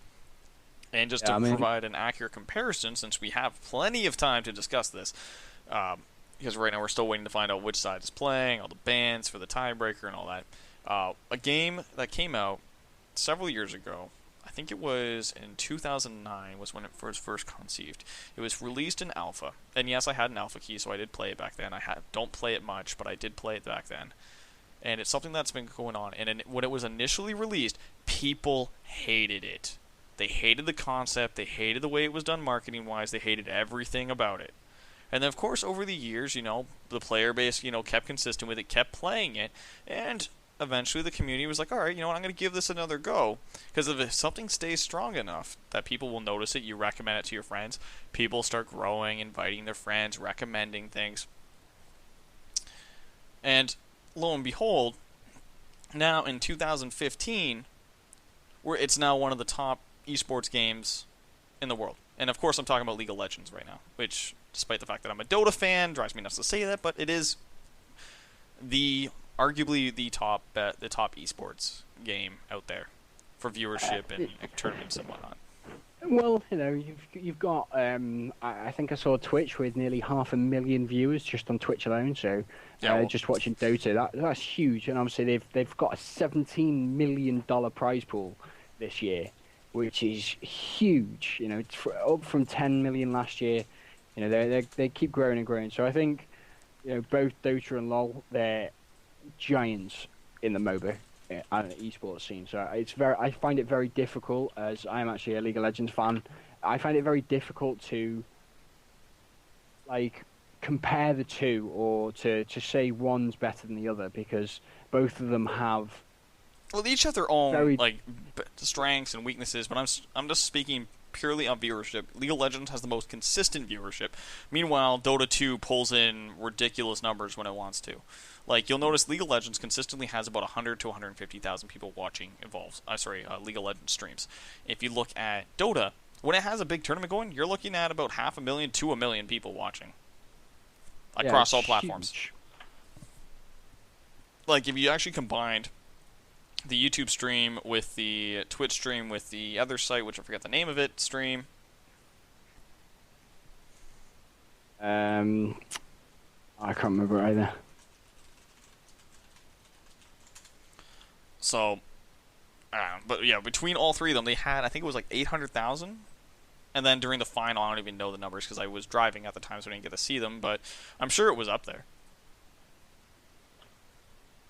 Yeah, it's I saw some comparison between the amount of viewers that League of Legends got versus the NBA and the Super Bowl, and it just showed year on year how much esports viewership and just viewership alone had actually grown. And it's grown in the millions each year, and it's fantastic to see. You know, you've seen schools in America actually take this on, and it's going from this kind of in your bedroom play with your friends who are all around the world to now actually, instead of you being in the football the best football team of your school, you can now be in the best League of Legends team of your school and the best, things like that. So it's growing bounds and bounds, and I think hopefully in the future it'll be. We actually need to stop this conversation because it looks like the game's starting. Didn't get a poke like I normally do, so we are good to go, and we'll be going to fade in, fade out, and we'll be back in a sec.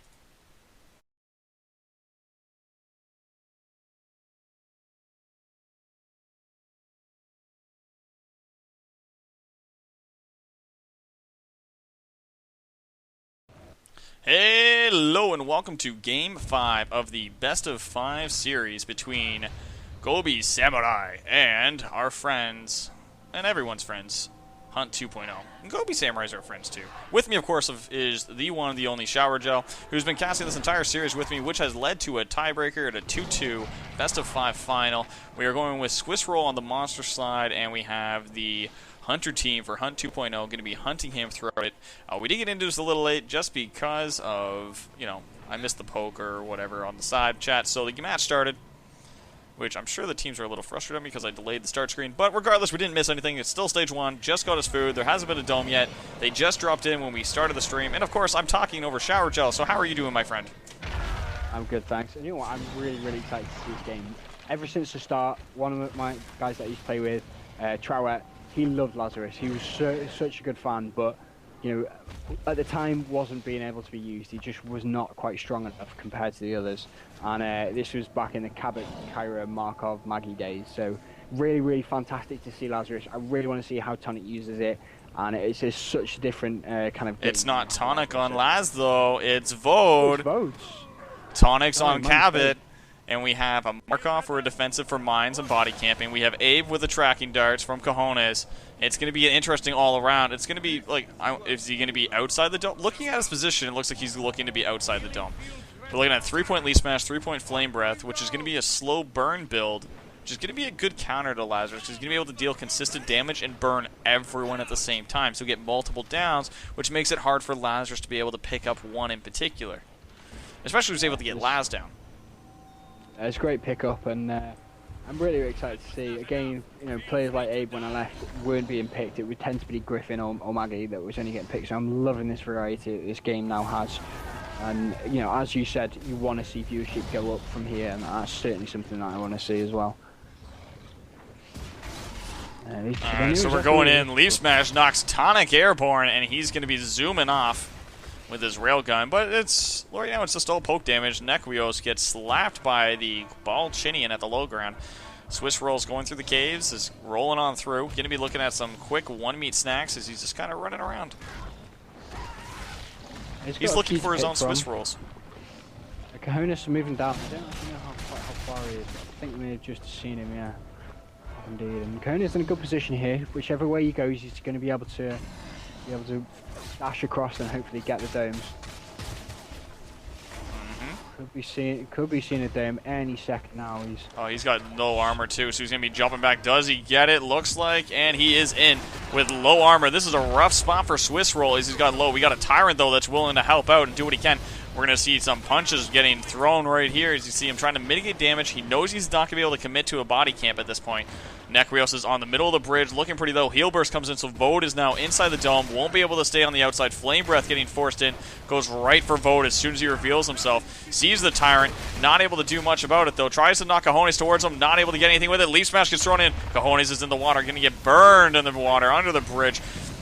This is definitely a bridge troll smacking you underneath, and it looks like he's just barely swimming in the water like a little fish, but as he gets thrown down, we have Tyrant as well. Tyrant coming in to help out and swallow up Nekrios.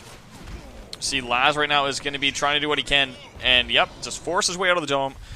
Got Cojones down, which means that he's freed, so he can leave early. which is great for him. They did manage to take about a quarter of his health off, so that's really good going. Again, this is one of the issues with the Lazarus, especially when you've got a Cabot with him as well. It's much harder. If you've got the Hanky, you can provide shields, you can provide that bit of extra damage mitigation and actual survivability to your hunters. But Lazarus waiting for kind of to die before he actually helps him up. Is there an issue? He's actually fallen he through couldn't get it? Nope, it's just he couldn't get the body. Because it was in the looks water. Because in deep water, it's hard to pick it off. Because you have to jetpack just perfectly, and you have to hold it steady. It's actually a really difficult thing to do.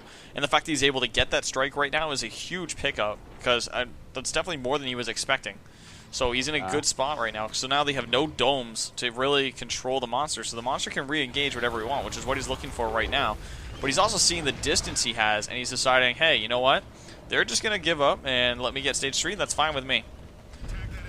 Yeah, I mean, it's really unfortunate. It's another issue with Lazarus is that actually when things like this happen and when the body drops through the bottom of the map and you can't actually res, you feel almost cheated. Like, you know, you have this ability to resurrect them and now actually you can't, and it's nothing to do with your fault.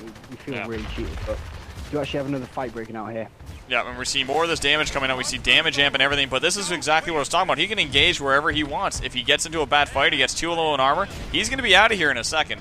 He's got 45 seconds before the trapper, and he wants this strike on Laz. Not able to get it, though. We see the monster right now doing everything he can, just swinging away. Laz is forced to burn his cloak early, getting a little bit of burn damage in. There's the heal burst coming out. Gonna be looking for lightning damage coming. He really wants this last strike. He's going for it. He's going for it, and down goes Laz. Laz gets the first strike. There's the leap smash, putting Nekrios up into the air. Burn damage coming out. He's going for the finish. He wants this down. Gets the stealth pounce on Tonic. Nekrios is forced to run. Swish rolls on the chase, and we see Nekrios has 13 seconds he needs to live. If he can survive 10 seconds, he's in a good spot. We see Flame Breath coming in. See Shield coming out right there. Just came off cooldown. Pops it just to make sure he stays alive. 4 seconds, 3 seconds, 2 seconds, 1 second, and he's going to live long enough for his team to come down. As boom, there goes the body. He's going to be clearing that up, making sure that that doesn't get resurrected. Oh, and he's actually doing the evolve immediately because he wants the health. That was actually incredibly close. Did you just see his health there, how low that was? Yeah, it was very close, and you know, this is another issue. If Lazarus had been able to revive him, maybe this didn't happen. Like I said, he's got some immediate meat that you can get some armor off and actually stop the revive from Lazarus. So now they're in another situation where they're against a stage 3 monster. It's 3v1 at this point. Yeah, exactly, and it's another issue, which is why I feel like Lazarus is just too risky to pick, and it's because of things like this when you should be able to get the Lazarus pick is based around one assumption: you can kill the monster before he gets to stage 2. That is the assumption. I'm sorry, before he gets to stage 3, not stage 2. So, with that assumption, it's a great composition. But he can't get to stage 3. If he gets to stage 3, Lazarus is out the window. Lazarus' usefulness is outdone by other medics. But his damage output, his ability to just make it so you can kill the monster just that much quicker is unreal. And right now they're in a rough spot. They gotta run, and right now they need to just buy time. They need to buy 1:30, which is why they have Tonic being able to shoot the relay from right here. Although I don't know if he can shoot through the relay if he goes on that side. Oh no, Tonic's at a good angle right here. Yeah, we'll have to see whether it just come across. Nope, he can't shoot. He's been trying. Doesn't look like he's able to. He's gonna have to try and yep, and he's just firing away right now, trying to get through. He's not quite able to get it. There's the first one that hit. Oh, he's just getting a little bit of chip damage at this point. Tonic right now is on the run. We're going to see a cloak come out shortly. There it is. Going to look at him getting punched around. He's at about half HP, 53 seconds left till the assault's in effect. We're looking at him burning down a Tonic. Rockets thrown, barely misses Tonic, and he has to burst himself up. He's punching down in the water. Not sure where Tonic went. Tonic did disappear on it. We get a Mammoth Bird slapping him as well, trying to help out these hunters. But Mammoth Birds are OP, just not OP enough in this instance. It might actually be a good idea for Tonic to, if foes can get to him quick enough, to actually suicide from some wildlife, and then he can get up without any risk, and it's actually quicker than... Yeah, I don't think he's going to be given that opportunity, though, as he knows where Tonic is now. He's on the hunt. He sees Tonic. He's going to be ready to burn him as soon as he comes around this corner. And there he comes right there. There's the burn into the water, and he's going to be able to get himself up. Vode's going to be in a great spot to poke him. It looks like he's just going to sacrifice the strike and take the dropship at this point. Yeah, he will be coming back down in a few seconds, and it may have been better to again wait. I've seen players like Guidance, especially when back when he first started, that he'd actually time his attack with when the dropship came down, so that he'd get most amount of time where he was fighting 3v1, 3v1 or 2v1 before the dropship came back, and it meant that somebody didn't have 2 lives, so they didn't die 2 seconds before the dropship came down. Then he's going for the relay. Is he going to be able to get this relay? He needs to stop this as soon as possible. Here goes the dome shots, and he's just in range. Cojones is doing everything he can to protect himself. Rocket's thrown. Stealth Pound's coming in. Leaf Smash goes for Cojones. Not able to connect. Dodge. And oh, man, that dodge coming out. Swiss Roll's going to be going for it. Swiss Roll's going in. Going on right on Nekrios. Nekrios is at half. Rocket's picked up. Gets thrown back. Misses Tonic. Getting that little bit of dodge from the tree. Going for the clip. Going to get more of these punches. Going to be seeing immediate down on Tonic as he's just down in that low ground, which is perfect for Lazarus because he can't be interrupted then, and the corpse can't be eaten.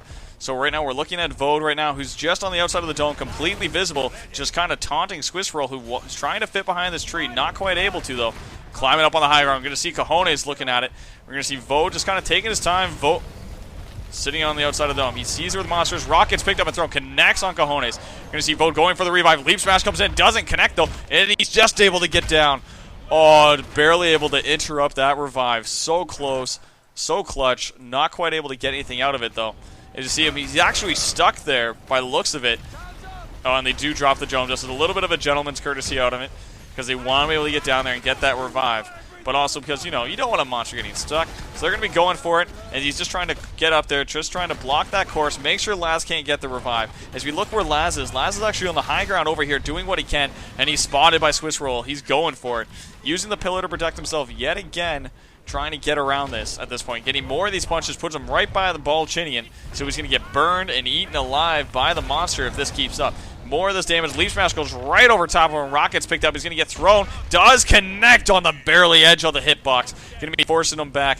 And we do see that right now. Cojones is actually blocked. And we see that Vode as well, taking Mammoth Bird damage. So it's just Nekrios at this point, throwing down these mines behind him as he's trying to keep himself alive. He's going to pick up Laz, who's going to be in a great spot to get some revives going. And Windows 10 keeps kicking me out. Oh, man, these mines. We see more of these Leaf Smashes coming in. Nekrios is down. Vode is going to be going back for the revive. I don't know if this is the right choice. The power relay is super low at this point. And it looks like he knows he's going for it. He has a choice. Definitely a good choice there. Had to go for that. He's still got a little bit of time. And there's the Leaf Smash knocking Vode up. This could be the last-ditch effort of Vode, getting that Assault alive. He's going to be going down to burn damage at this point, unless he can go ring around the Rosie, and it looks like he's going to be able to. Heal Burst comes in at the last second, keeping him awake. Oh, man, doesn't get to have a nap yet. Vode is on the run. He gets burned down, put into the dropship. Oh, just short of the dropship. But he's able to get his teammates in as they're coming in. Leaf Smash comes in, going into the rest of the mines. Swiss Roll is on the run. He's at about 30% HP on the run into the caves, trying to get what he can, getting some little bit of armor to protect himself from these little shots of Nekrios. Nekrios is on the pursuit, though, not letting him eat. SMG shots coming in, lightning bolts to the face, along with a rock to the face in retaliation. Gamey looking at him, going on that body. Mines are in great effect, and the body's on the outside, so they're not going to be able to pick him up, though. No armor. He's very, very close. Oh, and they drop the dome, so they're able to pick him up. So right now, the Assault's in a great spot. Assault, though, is already getting a Leaf Smash to the face, and we see Swiss Roll is on the run. We look at the timer, and it's already 14.5 minutes. He wants to get that relay. It's so low right now, and they're trying to get everything he can. He can either kill them, they're all at 2 strikes, or he can go for that relay. At this point, it could go either way. They've got no medics.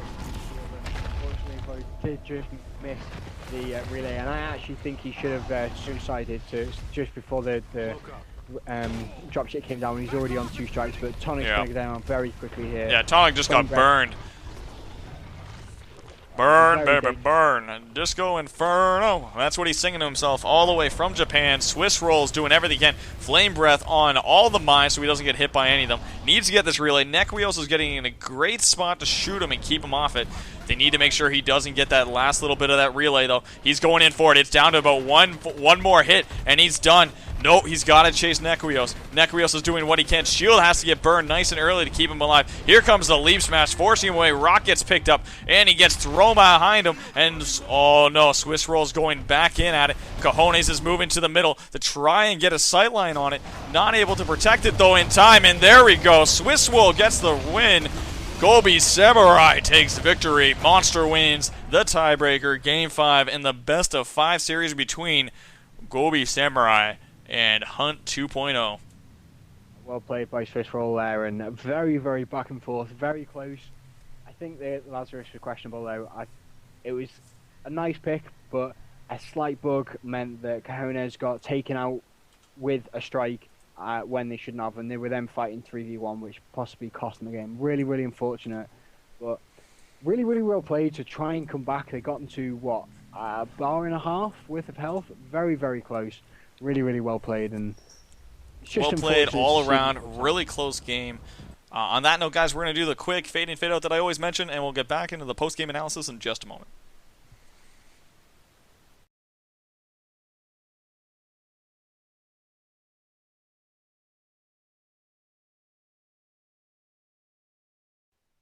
Alright guys, so we're back with the post-game analysis of that game, which was a really intense, close game. Oh my goodness. Sorry, what do you think about that game, Shower Joe? Really, really close. Really well played by Swiss to keep going back and forth, especially at the end to get that armor, to get that bit of protection. And then right at the end, using just the fear of the entire, a stage 3 Goliath can have on Nekrios to push him away and then go back. Really, really well played and smart play. So, bit lucky with the Lazarus not being able to revive the Trapper Cajones. But you have to take everything you're given, and Swiss Roll is definitely not going to say, he's not thankful for that. So really, really well played, and it's the only thing I would have said is when you're on a tiebreaker like that, slightly questionable to pick a Lazarus. The only thing I'd have thought. Still an incredibly close game. Lazarus did get a couple great picks though, and he got some good damage out of it. So it's not like he wasn't doing anything. It's just in that case it was just so close and. Everything was so well done on all sides. I think maybe if, I'm thinking like maybe. It's a hard decision to make. When you're outside the dome and you're looking in at that corpse, you see the monster on the other side, he picks up the rock, you look at it and go, can I get this body? Can I get this revive? And you look at it and he's just like, okay, I could get it. And it was like maybe like a 0.1 second left remaining on that revive and he would have got it. Yeah, it was, really unfortunate. Again, with when he got, right down into that little pathway, just managed to stop the revive. And again, the water is just so difficult. 3 deaths, 2 deaths were unable to revive because of water.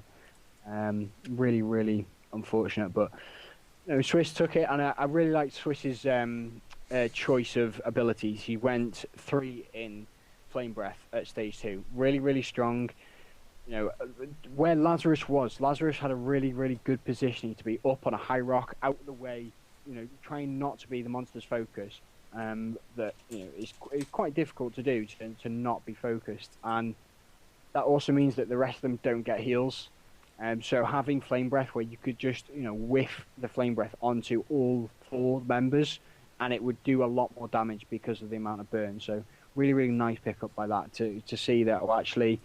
The Flame Breath is going to destroy Markov mines, and it's going to get rid of Lazarus's healing capabilities. So really, really well played. But I am going to have to call that a day for myself. Unfortunately, I do have a few other things to take care of today. So it's all right. No worries, man. With you. Great to have you back. Remember, guys, for those of you that are tuning in, next weekend on Saturday is the Survival Saturdays. Full details are available on the forums. If you want to sign up, it is an open thing. All you have to do in order to register is go to metabattles.net, and then you just make a team. And you'll be instantly registered for the PC Survival Saturdays next Saturday. Hopefully I'll see you guys soon. And thanks for casting, Shower Gel. Always a pleasure having you around, my friend. See ya. In the meantime, guys, just to give you guys a little bit of break, and I need a little bit of a voice break in case you can't hear. I need to get some liquids in. I'll be taking a quick little voice break while we're getting the next lobby set up. We're waiting on Apex Apocalypse versus Gobi Samurai. So we'll be back in just a minute. I'm gonna get a drink because that game just, oh my goodness. Well, we casted the first game like 3 times, so all's well. We'll be back in a bit with Apex Apocalypse versus Gobi Samurai.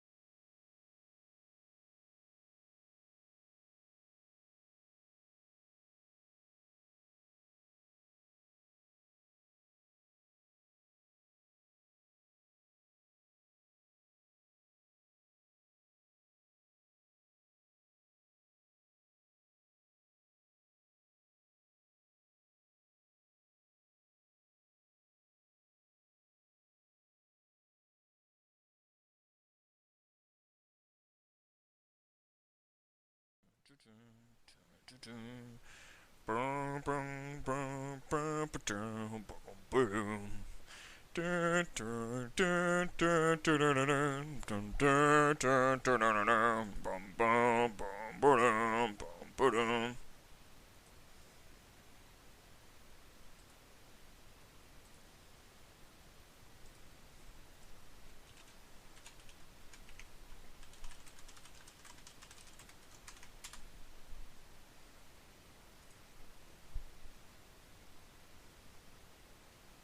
I think it's a good little vocal exercise. Yeah. Good little vocal exercise.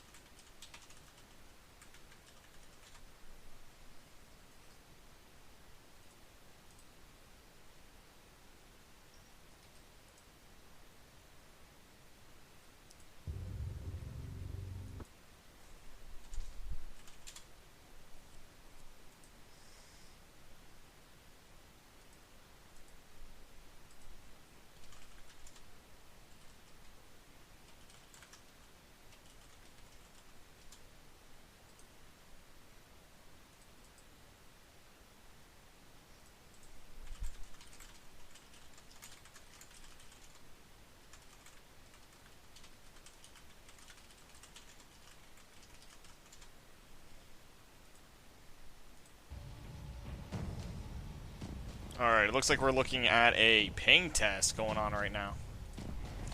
So they just want to make sure, same thing as last game, want to make sure the pings are all good. That's all we're waiting on right now. So, we'll get this game going. Just ping check. Should be good to go. In the meantime, I guess I can fill in the slots of who's playing what. So if anyone wants to guess, I'm actually not going to tell you where I'm putting everyone. I'm going to let you guys guess who's doing what. For those who don't know, the members of Apex are Nightmare, Kildrith, Wardoom, Call Shenanigans, versus Swiss Roll. Fight!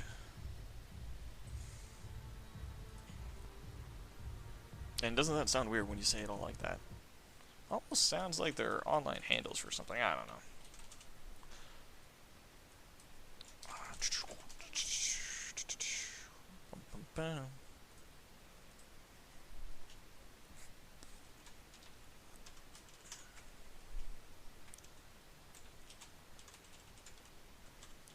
Who knows?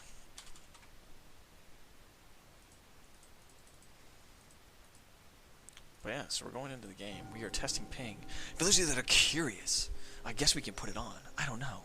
Let's do this. Oh yeah, the totally not serious lineup of Hank Howard, Crow, Lennox is going to be going against something on the monster side.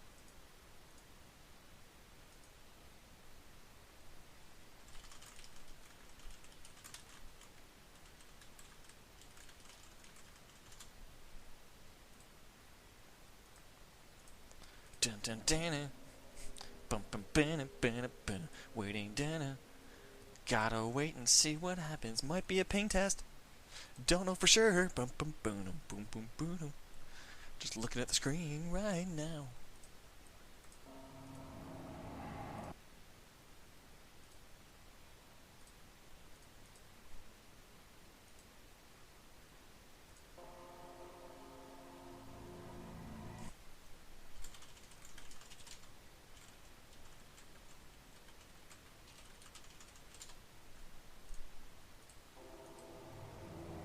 We're just gonna wait it out and see what the ping is. What the ping is. What the ping is. Waiting what this ping is. Gotta see it, baby.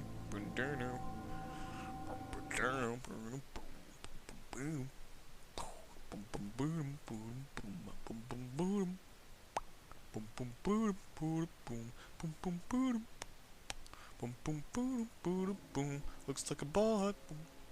Looks like a bot, yes it is. Can't test the ping. Can't test the ping with the bot. Yeah. Oh, that's cool. Bot's already moved a bit. That's cool. Whoa, this is one laggy bot. Like, holy.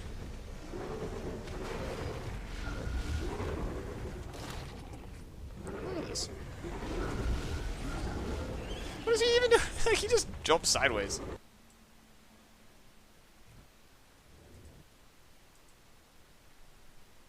So yeah, that was the ping test. Just gonna keep on going. Boom, boom, boom, boom, boom, boom, boom, boom. Just waiting on the map, but I'll keep on playing songs. Do do do do.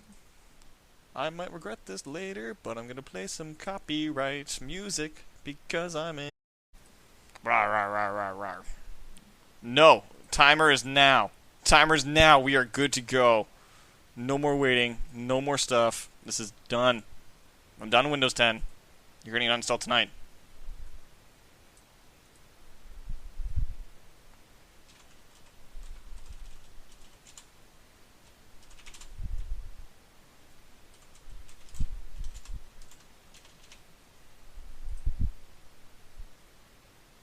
Alright.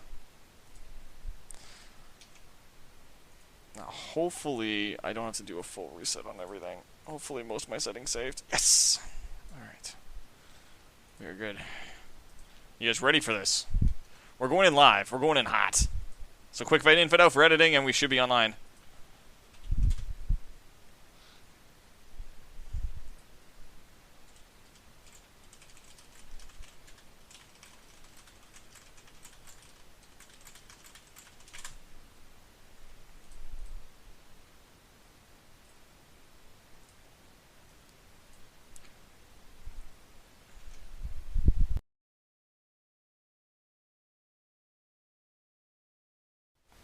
Hello and welcome to game number 1 of the series of Apex Apocalypse versus Gobi Samurai. We are going in live into the game because we had Windows 10 issues that decided to kick us out of the game, so we are in here a little late, but it looks like we didn't miss much other than a little bit of health damage and some armor done by Apex as they're right on the pursuit with a Lennox, Kyra, Hank, Crow lineup versus the Swiss Roll Goliath. We have a stealth pounce on Killdeath, which is going to force a shield coming out as you see more of it coming out right now. More of this damage. Going to have to heal that up quick. We see right now we see Lennox punching away. Stabby, stabby, stab.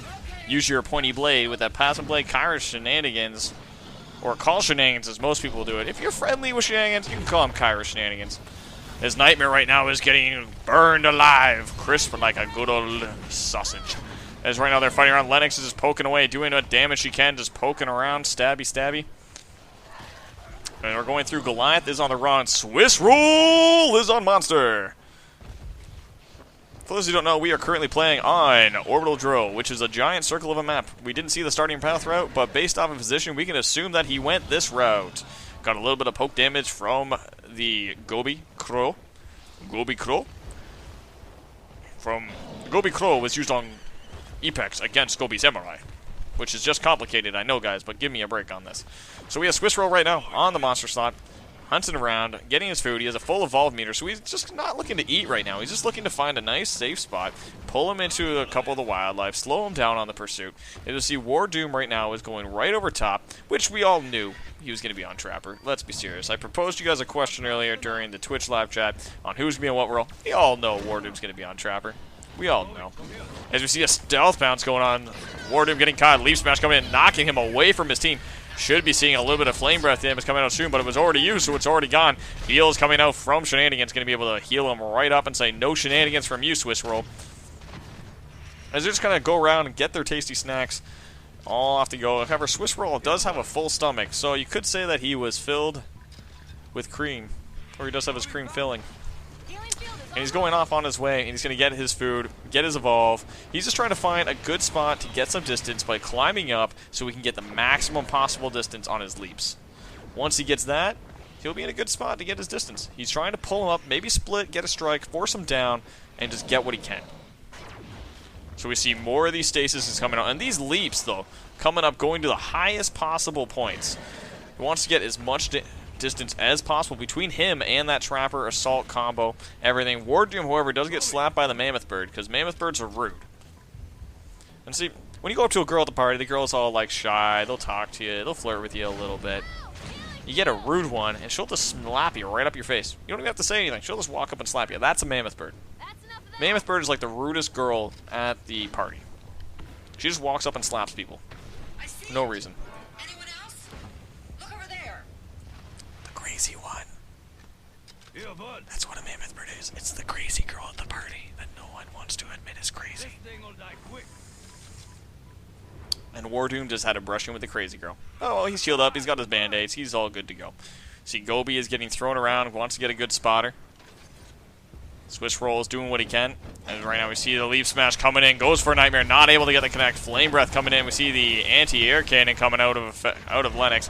Poking away. We see more of these auto attacks coming in. And trying to get some distance here. Goes right past him. Fakes the engage to try and pull in that Trapper. And is going right past him. Into no man's land. Into the safety of an evolve. Because he should be able to get some distance here. Maybe. Oh, he's going to evolve right there. Which I don't know if Killdeath has the jetpack for it. Yep, he has. He's got the jetpack. He'll get the Thunder Punch. The Kaioken. And here it comes. Bam! Oh, right over Killdeath goes. And we see 3-point Leaf Smash, 2-point Flame Breath, 1-point Charge, which is going to be nice to help him with the traversal. So he's going to vary up the build from what we saw last game. As he's going at this now, he's gone on the top right now, just trying to force them down. He's going to Leaf Smash, knock Killdeath back down, force him down to about half HP. Killdeath says, nope, I ain't having any of that. Goes right back in, gets knocked back down again, though, despite saying he isn't having any. He's having a full face load of it, getting punched, slapped, and everything. Flames are flying. And you see Nightmare right now getting Leaf Smash, knocked airborne, and you see him getting knocked out towards Swiss Roll. Swiss Roll's going for it. Nightmare's right there on the high ground, using the top to his advantage. Goes for the stealth bounce, not quite able to get it. Flame Breath's going in, trying to melt the entirety of the Hunter team. However, Shenanigans is right on point with those heals. Wardoom's getting those stasises and getting that health damage, but we're already through the armor, so he's going straight for pure DPS at this point. Kildress doing the stabby, doing everything to come in. Punch is coming out from Swiss Roll, knocking him back through the Swiss Alps, and that way they can taste the chocolatey goodness. But no, this is not a facelift that you want to taste, my friends. This is something of pain. Swiss Roll is doing what he can. He's at half HP. He's running around. He's coming back with full armor with a full chocolatey coating, and he'll be ready to murder all you, as we saw last game with his series against Hunt 2.0. He was able to come back from almost no HP, win by relay, and was able to get almost the entire team on 2 strikes. So Swiss Roll, this is a situation he's very comfortable in, and he'll be able to come back, go after them, and get everything he can at this point. Overall, things are looking up for Millhouse here on Swiss Roll, so we're looking good. We see the Hunter team is in pursuit. They're at about 80 meters away. They're going to be able to have full pursuit and full sight of him thanks to that Gobi. The Gobi bat is going to be able to see him. As you see him calling out Gobi, not fast enough, Gobi! And he just releases him. Leaf Smash comes in, doesn't connect on Nightmare though, just barely gets clipped by the top of the terrain, forces him back down, punches Nightmare down to the low ground as he goes right on over the Megamouth. Just wants to pull that Hunter team in towards the Megamouth so we can get a little bit more. However, the health damage was getting poked by Wardoom, so this is a good choice, backing up and saying, nope, I'm not going to waste any more health. He wants as much health as possible for Stage 3. He's going to go, he's going to eat safely, and he's going to do everything he can to get as much food in him and much Evolve meter in him as possible, which is nice.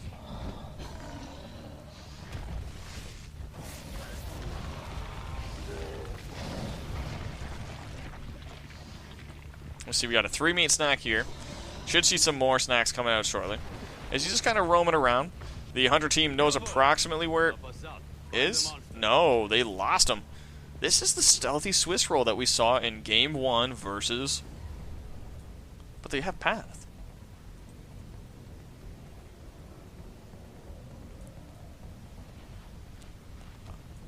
There's a straight Path. I don't understand how he lost him. But I guess it happens. Happens to all of us. Oh, and there comes the pings. They know he's up that way. He's just eating and doing it. Swiss Roll. If only you knew how much space you had right now. Oh, no. Don't trigger the birds. Oh, good. You were stealth. Come on, Swiss Roll. See, pings are coming out. Kildrith is right now right in. Pings coming out from Kildrith, revealing the location. But Kildrith is all alone. He's got nowhere to run, nowhere to hide. His teammates are nowhere near him. Although in comes the shield, Hank proving that he was just within line of sight as they're just starting to come into the point where they can save him. Kildrith keeping himself alive just long enough for his teammates to come and help him. As you see another 2-meat snack coming in, slowly filling up that Evolve meter as he's traversing the map. And he's going to be able to get everything up and going shortly. Leaf Smash comes in, knocks back Kildrith. Kildrith is getting knocked down to 30% HP. We're looking at him running back behind this pillar over here. Going to be getting a little bit more health and a little bit more armor. Well, a little bit more armor and a little bit more Evolve meter, I should say.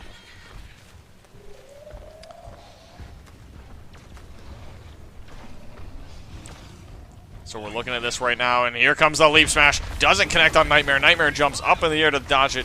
We look at it coming out. We see another health damage poke coming out of Wardoom, getting him just a little bit lower.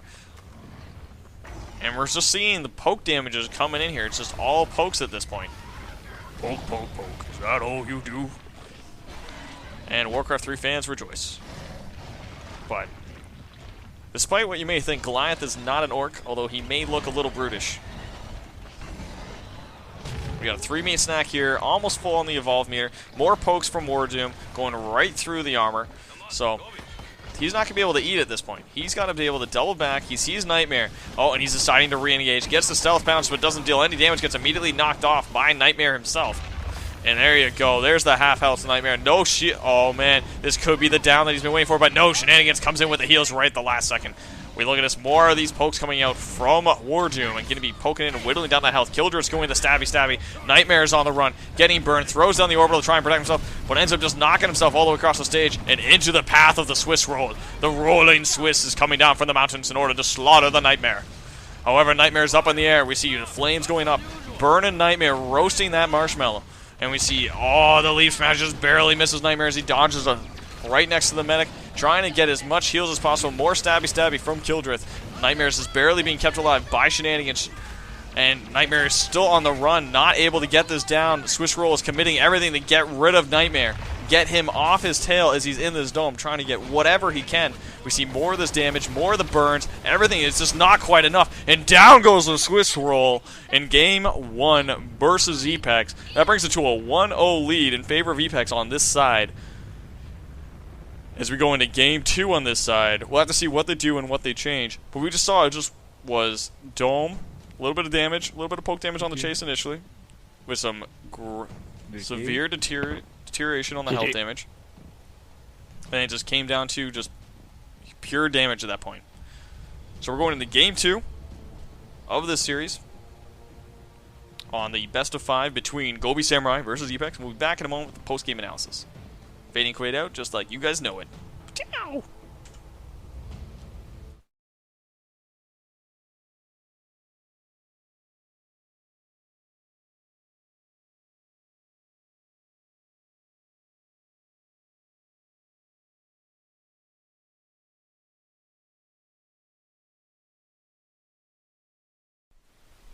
Alright guys, so we're looking at this. It's a best of 5.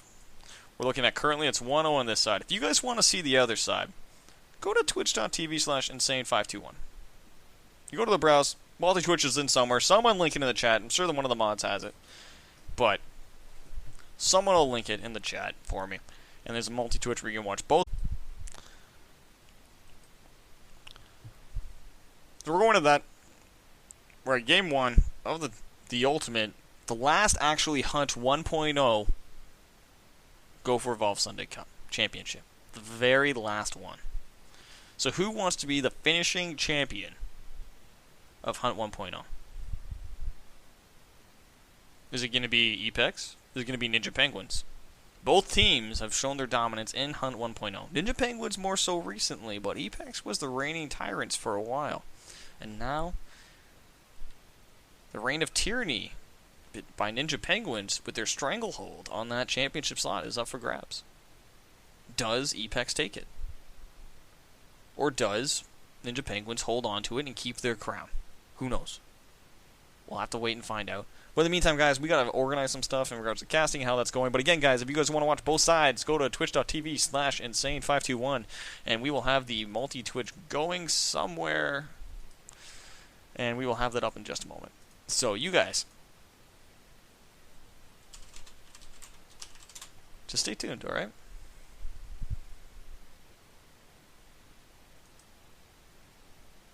We'll see what's going on. You guys just take care, and we'll be back in a minute.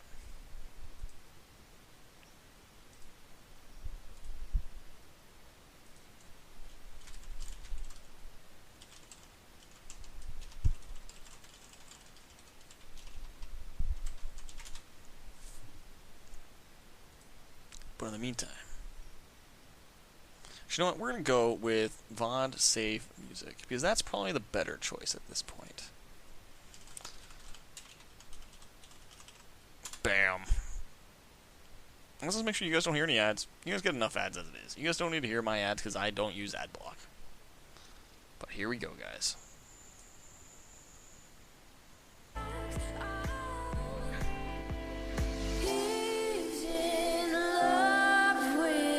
There we go.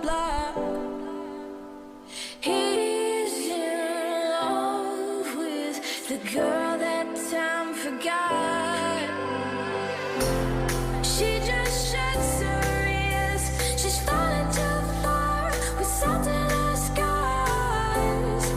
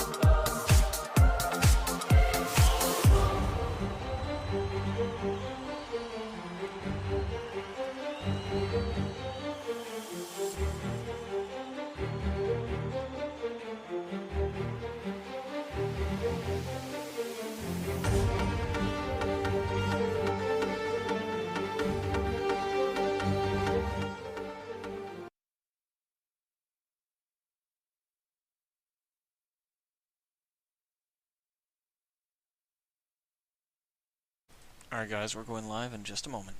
10 seconds.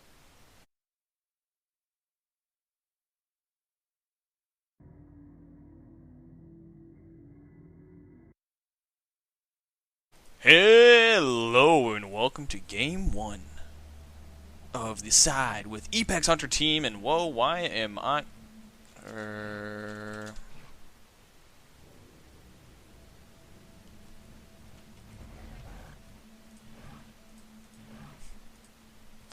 I got assigned into the player slot, so we're just going to reset that, I guess. And we'll re-enter in a second.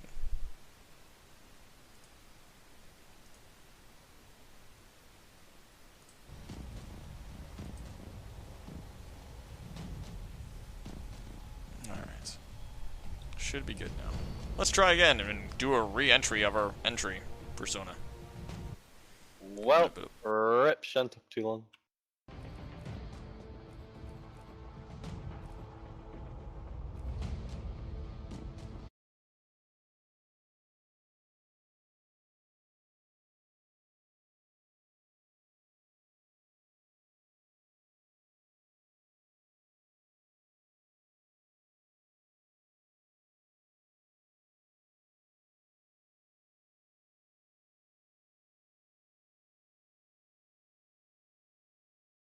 Dun-dun-dun-dun.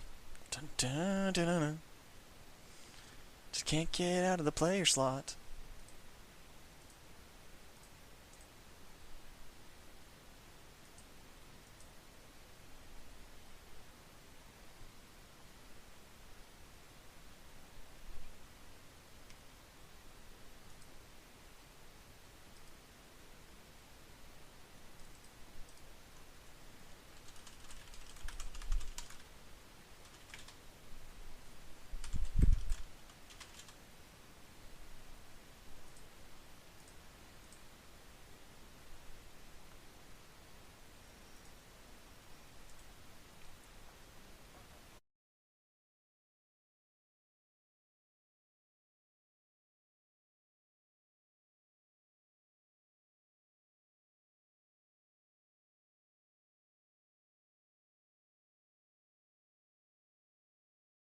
Alright, so we are Click set. your shit too well, Seeds. I'm sorry! Caster fails of the week. Production value, please! Nightmare. Always with the entertainment.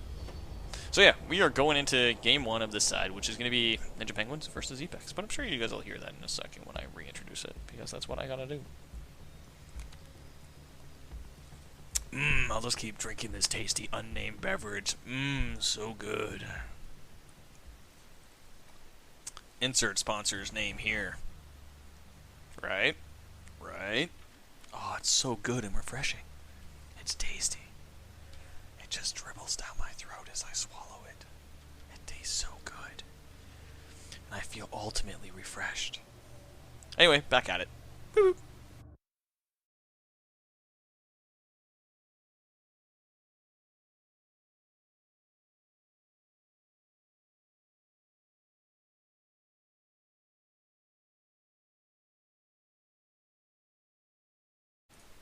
Hello, and welcome to game number 1 of the Apex Apocalypse Hunters versus Ninja Penguins Monster Source TV.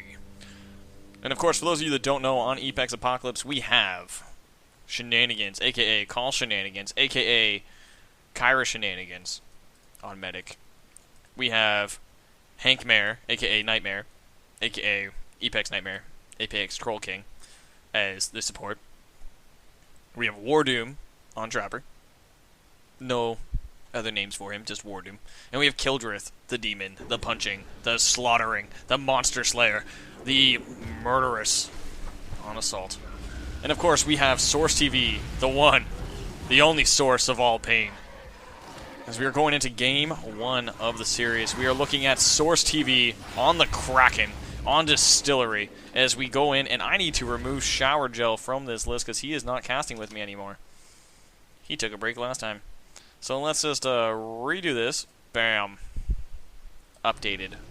Production value right there. So we're going in this, we see Source TV is pushing his way along. He went along the south route. He decided to do a little bit of a decoy, which is a fun little meta play that he just did. Because he almost always goes this way. Like, I mean, like 99% of the time goes directly here. So he caught them just blindly following the standard, oh, Source is going to go this way idea. But instead, Source got them to go 300 meters away. And they come back towards him with that cute little play. So, we see him go back. He's going to get all his meats here. He's going to get slapped by a mammoth bird, but he doesn't care. Honey Badger don't care. Source of Pain doesn't care. Source TV is just going to keep on slaughtering, because that's what he does. And wow, this frame rate is ridiculous on the rendering side. Alright, note to self, Windows 10 does not like rendering video. Good to know. I guess we learned that lesson today. But, regardless, we have Wardoom now on Gobi, throwing him out in all directions into the cave. He is doing what he can to spot out the monster. He knows that he's at, he knows he's approximately 80 meters. Doesn't tell him the exact distance, and he knows he's close. There goes the Evolve. So Kildrith right now is not in the spot to get some Evolve distance off. However, they're in a great location to get these mines set up if he's able to get some good ones up. There we go. We have a 2-point lightning strike, 3-point aftershock, 1-point vortex. Oh no. Did they miss him? They missed him. Do they know that they missed him? Yep, there they go. They just figured it out. So Source TV got away with his Evolve there by the skin of his crack-a-tail. As he's going through this, he's right now just barely getting it in. And we're looking at this right now, and Source TV is right now on the run, but he has full armor. He's fine with this. Normally, he's used to fighting at this point with no armor, Stage 2. And still coming out ahead. But he's against Apex. And Apex has killed him quite often. We got the aftershock coming in. There's the drop down on Shenanigans. Shenanigans eats that to the face. Shield comes out, barely keeping him up. But Nightmare is in there. The Hank Mares. And the lightning strikes down from the heavens, smites down Shenanigans. Shenanigans is able to keep himself up, healing up. Shield's coming up from Nightmare. Going to be able to keep up his buddy Shenanigans. Shenanigans is on the run. Aftershock comes in. Connects on 2. Shenanigans is still trying to do everything he can to live. Shield's coming up from Nightmare, just trying to keep Shenanigans. Stealth Pound's coming in. More of this damage coming out from Wardoom. And we see another lightning strike coming in. And it just barely clips Kildrith. As we see the aftershock is going to be dropping in. And the shield comes out, keeping Shenanigans up. Stealth Pounce. Shenanigans is on the run. Vortex. Shield coming in, keeping him alive. Just barely. And here comes the swipe for the last little bit. However, they did get a little bit of health damage. Anything at this point is additional health damage. Lightning strike goes in for Nightmare. Doesn't connect. Uses the cliff to his advantage. Another dome misses. Forces him to go into the dome if he wants to protect that body. Such a great play, forcing him in. However, the Vortex doesn't scare him away and knocks the assault off of the body. We see him going for Kildrith right now. Kildrith's at low. He doesn't have a shield at this point, unless it's from Nightmare. Here comes the aftershock drop down. Connects on Nightmare. Nightmare's at half. Has to burn his cloak to keep himself alive. Wardoom releases the cage. And right now we have a lightning strike going down and smites Kildrith from the heavens as the shield pops just after it connects. We're looking at a stealth Pounce going on Wardoom. Wardoom actually gets released in order to protect the body from getting resurrected. As we see, wow, oh man, that orbital coming in. Wardoom is getting knocked out and put down on the ground. Lightning Strike goes in, going for Nightmare. Doesn't connect on him, though. He's going to be dodging. He needs to keep himself alive for a little bit longer. Here comes the Aftershock. Drops down on Nightmare. Nightmare's down. That means 1-0 in favor of Source. Ninja Penguins win round 1 with the Source of Pain delivering the Aftershock Lightning Strike death build at its finest. And as we can see, it all just happened. That stage 2 with full armor is just devastating. That puts us into game number 2 of the series, with Ninja Penguins having a 1-0 lead on this side. And we'll be back in just a moment with the next match and post-game analysis.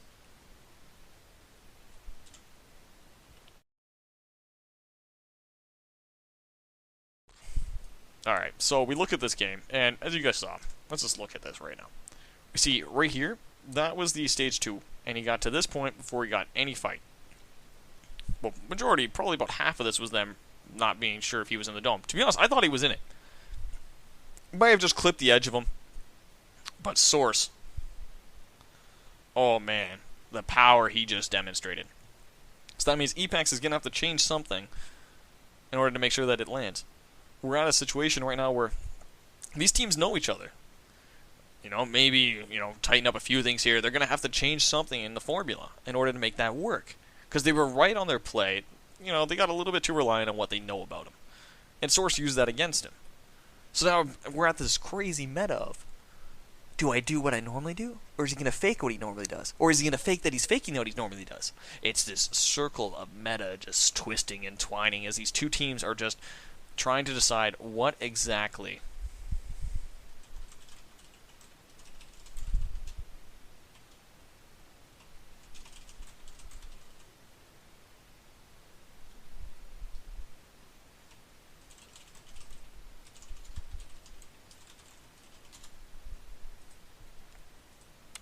So we're looking at this now. We're going in, and I don't know. Does Source do the same build? Which it proved to be effective because he was able to land the lightning strikes. He was able to burn most of the healing and just went right through the shield of, Nightmare, and was able to get into shenanigans. Once you get the medic, it's easy peasy at that point. It's just, you just got to whittle your damage. Yeah, and we are hearing from the other side that it is 2-0, but we'll wait and see. Wait till I get that confirmed by both sides, and then I'll update the overlay. But I don't know. So the next map's going to be MedLab. We're looking at this, and it's a tighter map, which means better pursuit maps, right? So they're going to have more options and more control over it. So who knows? Maybe a slight tweak on the composition. They might change out their crow pick for something, a little bit more daring. Who knows? But as you guys can tell, we are going into Game 2, and we'll be back in just a moment, as we normally are, with a quick fade in, fade out for the people in the VODs, because those guys are needy. Don't tell them I said anything, though. If you guys go on the YouTube and start making comments saying I'm talking bad about the VOD people, I don't know. But yeah, we'll be back in just a minute with that quick fade in, fade out. That nice silent moment between you and me. Between all of you and me. Just remember, I'm thinking about you. We're going back in. Let's get this going. We're going in live. We're going in hot. So again, those of you that are tuning in, we're not going to do the quick fade in, fade out. But yes.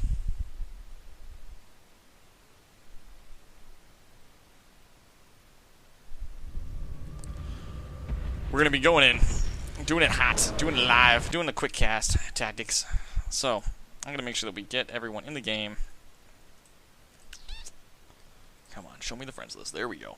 Let's get in, get it hot, get it live. Let's get in and get tootin'. Let's find out what's going on in this game. We are in Game 2 of Ninja Penguins versus Epex Apocalypse.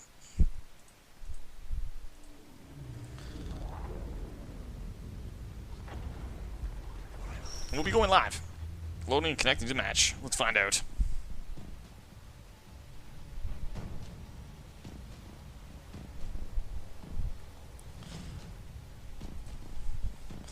We're going in hot.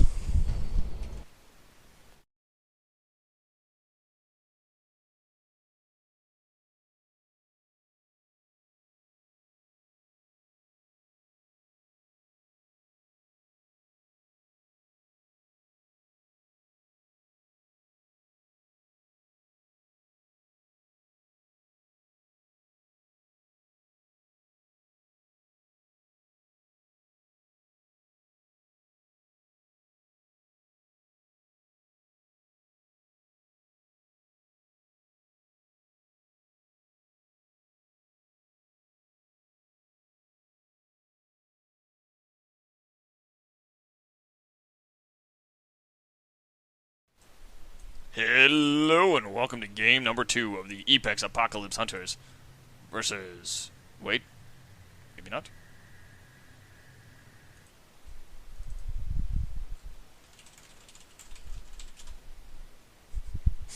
Looks like they were nice enough to wait for me.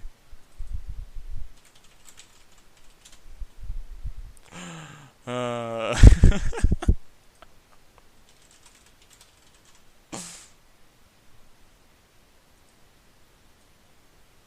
my goodness. So yeah, they waited for me because they're nice guys. Alright, so we're going to be able to start live. Oh man, asking what happened. Windows 10 happened. I'm so sorry guys. Normally I'm not this bad. Normally we run this smooth free. The only time we ever had an issue was when Kraken attacked my house.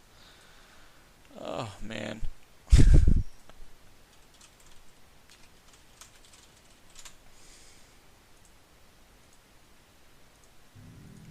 So yeah, we'll be going in live. Doing it right from the start. I can't do anything but live. We're going in hot. I guess not. We're going in cold. Ice cold.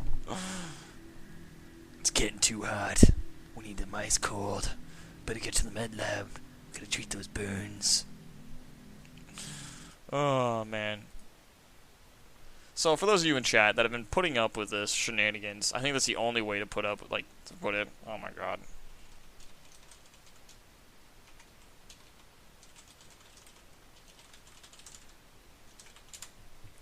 But, oh my frick. Just ridiculous the amount of problems we've had today.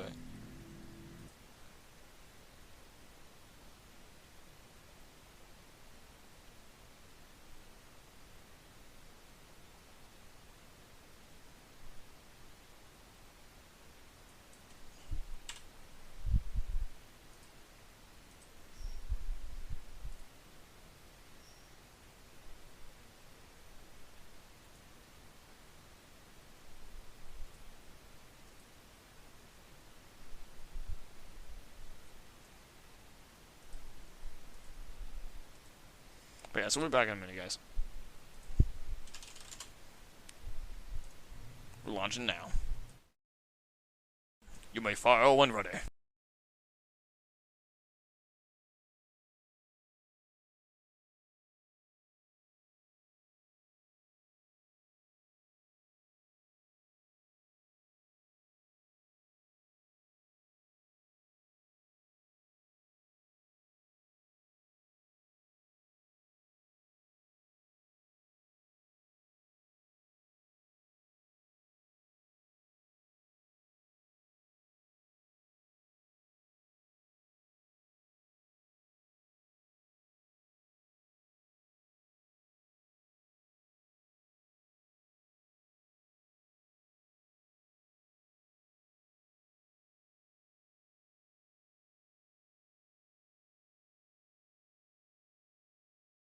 Alright guys, just to give you guys an update, because I just got filled in on this. Apparently Game 2 was played on this side, so it's currently 4-1. Epex won it.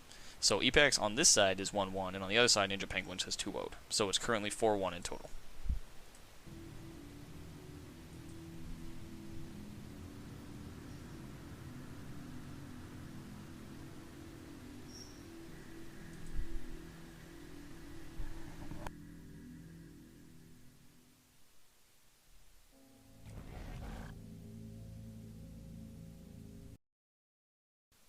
Hello and welcome to game number 3, because game 2 I didn't get to see, and it happened within about 2 minutes, so I don't even want to know what happened. That would have just been disgusting.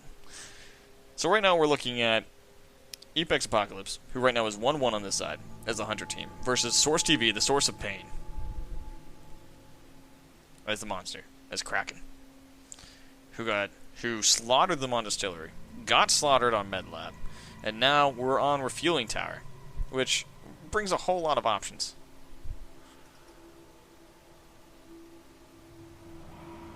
So right now we're looking at it, and we got a big set of options available to us and what they do. is right now we are just getting into the game now. Game is just starting. Kraken's showing his face, strutting and stuff. Ooh, strike a pose, strike a pose. And he's going north. Going to be looking at a quick snack here because he's got to wait till spawns. Might as well grab a couple snacks on the way. Stealth pounce for some extra movement. Just makes sense. So we're looking at this. It's currently 4-1 in total. Looking at both sides. We got Ninja Penguins going for the Mammoth Birds. Alright. Source TV, grabbing some Mammoth Bird snacks. It all seems pretty standard. Looks like it might be a YOLO evolve situation. All comes down to if they change the standard route.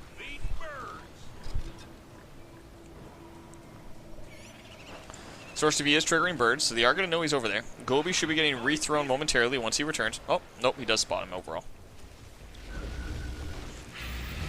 You're going to be eating this Mammoth Bird right by the river. Kildrish might be shooting him to interrupt it. No. He's going to be able to get around, wrap around this corner here, eat a couple snacks.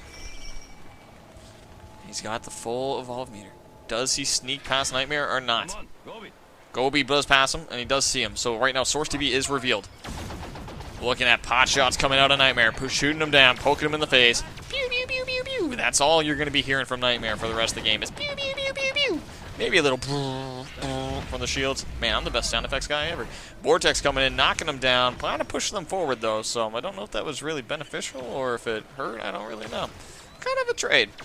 Did a little bit of a tumble, slowed him down a little bit, but it did knock him a little forward. I don't know. Someone do the math for me and tell me if that was worth it or not. I think it was worth it. Anytime you can get a little bit of damage, slow down the medic. It seems like a good idea to me. So, we're looking at Source. He's going around the western side right now. And for those of you who don't know at home, this is the giant L. This is the boot map. How boot that map, eh? So, we're looking at this. On the western side of the boot, we're about to go to the, the top of the boot. Source is right now going to be climbing up, going to the house, which is at the top of the boot, where it opens. And he's going to be looking to evolve. He's going to have full evolve meter, which he does. And he's going to be like, let's evolve. Yeah, he just smacks the villain and says, nope, had enough of you. I'm not even going to move. Gobi. There you go. So, Trapper's 70 meters away. Definitely within dome distance. There you go. That one, they have no doubt about this one, as opposed to game one, where we did see, we got some sneaky stuff coming out of the dome. See 3-point Aftershock build coming out of Source TV. Going to see mines coming up top. See him on the low ground right now, getting a quick couple snacks, getting a little bit of armor. Going to be looking to get past that. Vortex comes in, knocks him right past the mines. Here comes the Aftershock, drops down, goes for shenanigans. Not quite able to get it because Nightmare gets that shield in perfect spot. There goes the Vortex. Going to be looking at a stealth pounce coming out of him right here. Oh man, Nightmare, you are got to get on the run. You are taking lots of damage, getting down to about 10%. Vortex comes up, knocks him upwards. Not able to connect though. Here comes the Aftershock, doesn't connect. Yes, it just barely clips Nightmare at the top of the ground. Oh man, just on the edge of that distance, the orbital barrage just doing everything it can to knock everyone away from the body. Here comes the Aftershock, should be coming off cooldown in just a second. Here it is, drops right down. There it is, connects on Shenanigans. Shenanigans down. That's medic and that's support down. Oh man, now we got a Trapper and an Assault only left. One or the other. You get to pick. Which one do you want to see picked up? The medic or the support? Unless you can do both. Medic's up. So there comes the Aftershock dropping down. Going to be looking at the dome being released. Wardoom doesn't want the strike. Wardoom gets knocked away from the body. We're going to see Shenanigans healing it up, trying to pick up everything they can. Vortex coming in, trying to heal up Nightmare, trying to keep that corpse alive. Barely doing. Here comes the Aftershock to finish up the corpse. There goes the corpse finish.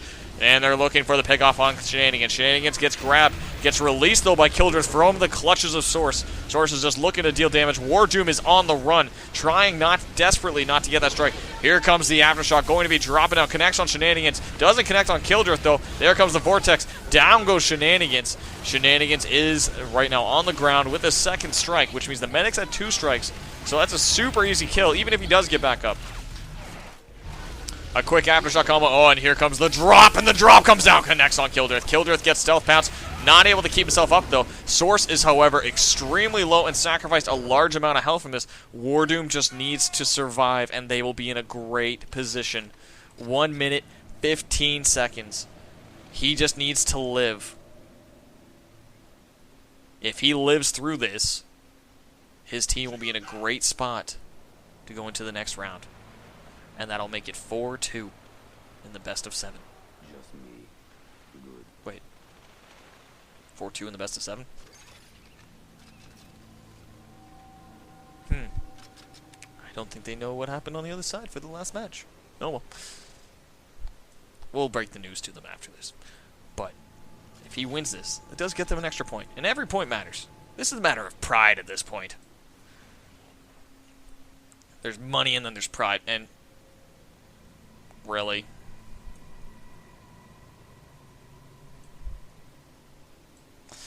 Yeah, well. Crow's just sitting there. Style point. Someone screenshot that. 1 second, let me just...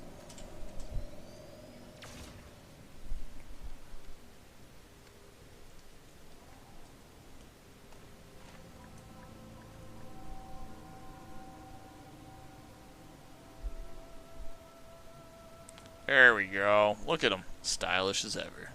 And it's Mexican party hat Gobi. Let's look at that. Mexican party hat Gobi. Now the weird part about Gobi is that you can throw Gobi, and there's already a Gobi on your arm. See? Now watch. If he switches again. Yeah, see? He just switched weapons, and bam, Gobi's back on his arm. But Gobi's out flying. It's magic. He's a magician. He's like pulling Gobis out of a hat. Or in this case, his backpack. So there's Source. We know exactly how close he is. The Hunter team is now dropped, however, so we have a full team fight on our hands. We're looking at Wardoom, who's getting healed up nice and quick by Shenanigans, trying to get as little damage as possible on him, and he's going straight for Wardoom. He doesn't want any armor-piercing shots, and here comes the Aftershock drop. Connects, but the shield is in place to keep Shenanigans alive. Vortex goes on, that connects as well, but shield is just perfectly placed by Nightmare, keeping Shenanigans alive. Gets corner juggled though. Here comes the orbital barrage, and it looks like we're going to be seeing an orbital barrage connecting. 1, 2, 3, 4, 5, and the devastation coming out. Lightning smites from the heaven, and down goes Shenanigans, as the gods have said no shenanigans for you today. As right now we have Nightmare in the corner. He's going up, but no, he gets Vortex into the corner and gets wrapped around. Told no thank you. And right now we have a very low Source TV stuck in a dome that he desperately wants out of. He doesn't want any more damage coming out of this, as we see the Aftershock drop down coming into effect. Kildrith going for the pickup on Shenanigans. I mean, not Shenanigans, on Nightmare. Looks for the pickup, not able to get it though. Needs to pop a shield, does get off the shield in time. Needs to get as much damage as possible. Here comes the Aftershock drop down, not able to get it though. And here comes the Stealth Bounce, Jet Sparrows! Close for the finish. And Kildrith almost takes it, but Source wipes him as the Source of Pain smites the Apex Hunter team. And that makes it 5-1 in the series between Ninja Penguins and Apex for the last Go4Evolve Sunday Hunt 1.0 championship before the big patch on Tuesday. Holy crap my pants. Close game. Wow.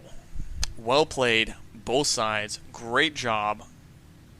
Keep going. And oh my goodness, the power that demonstrated.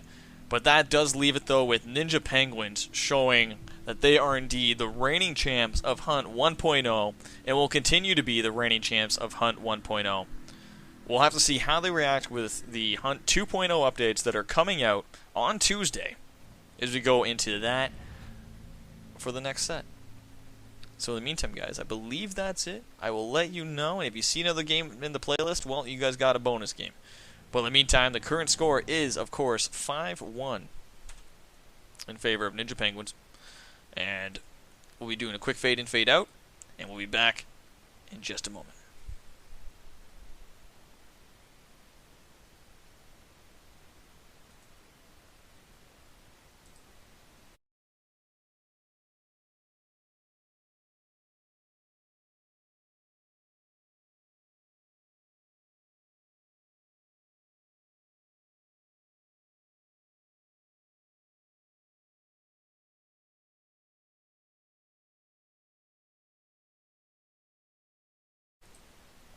Alright guys, so we are looking at that being the end of the series. That does close it with a 5-1 final wipe lead in favor of Ninja Penguins. So thank you all for watching. Thank you all for being the best part about Evolve, taking part of these casts, and putting up with all the problems we had today.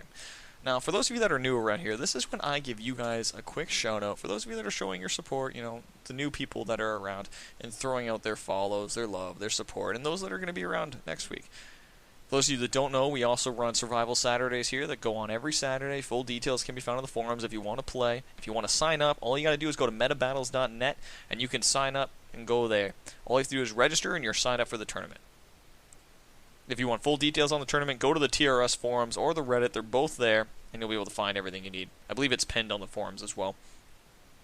Now, for those of you that threw out the follows, I'm going to give you guys a quick shout-out, okay? Because you guys deserve it. So tag the monster, thanks for the follow. Shower Gel, you're already following. You manipulating my mailbox, Shower Gel. But thank you for casting with me, though. What's up? One, thanks for the follow. Daniel7347. War Doom. Really? You're already following. You goofball. Magic Mushy. Thank you. Tonic is 2 pro. One troll to rule them all. The mall or them all? EvolveBot is now following me on Twitch. Thank you, EvolveBot. Intergaluck is now following me on Twitch. Woo-woo! H1Z1's live. Pugums. Yeah, buddy.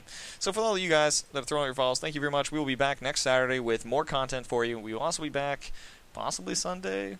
Waiting to find out what's going on with that. Maybe. I love doing the Sunday Cups. Sunday Cups are fun. But we'll see what's going on. We might do it. Might not. We'll see.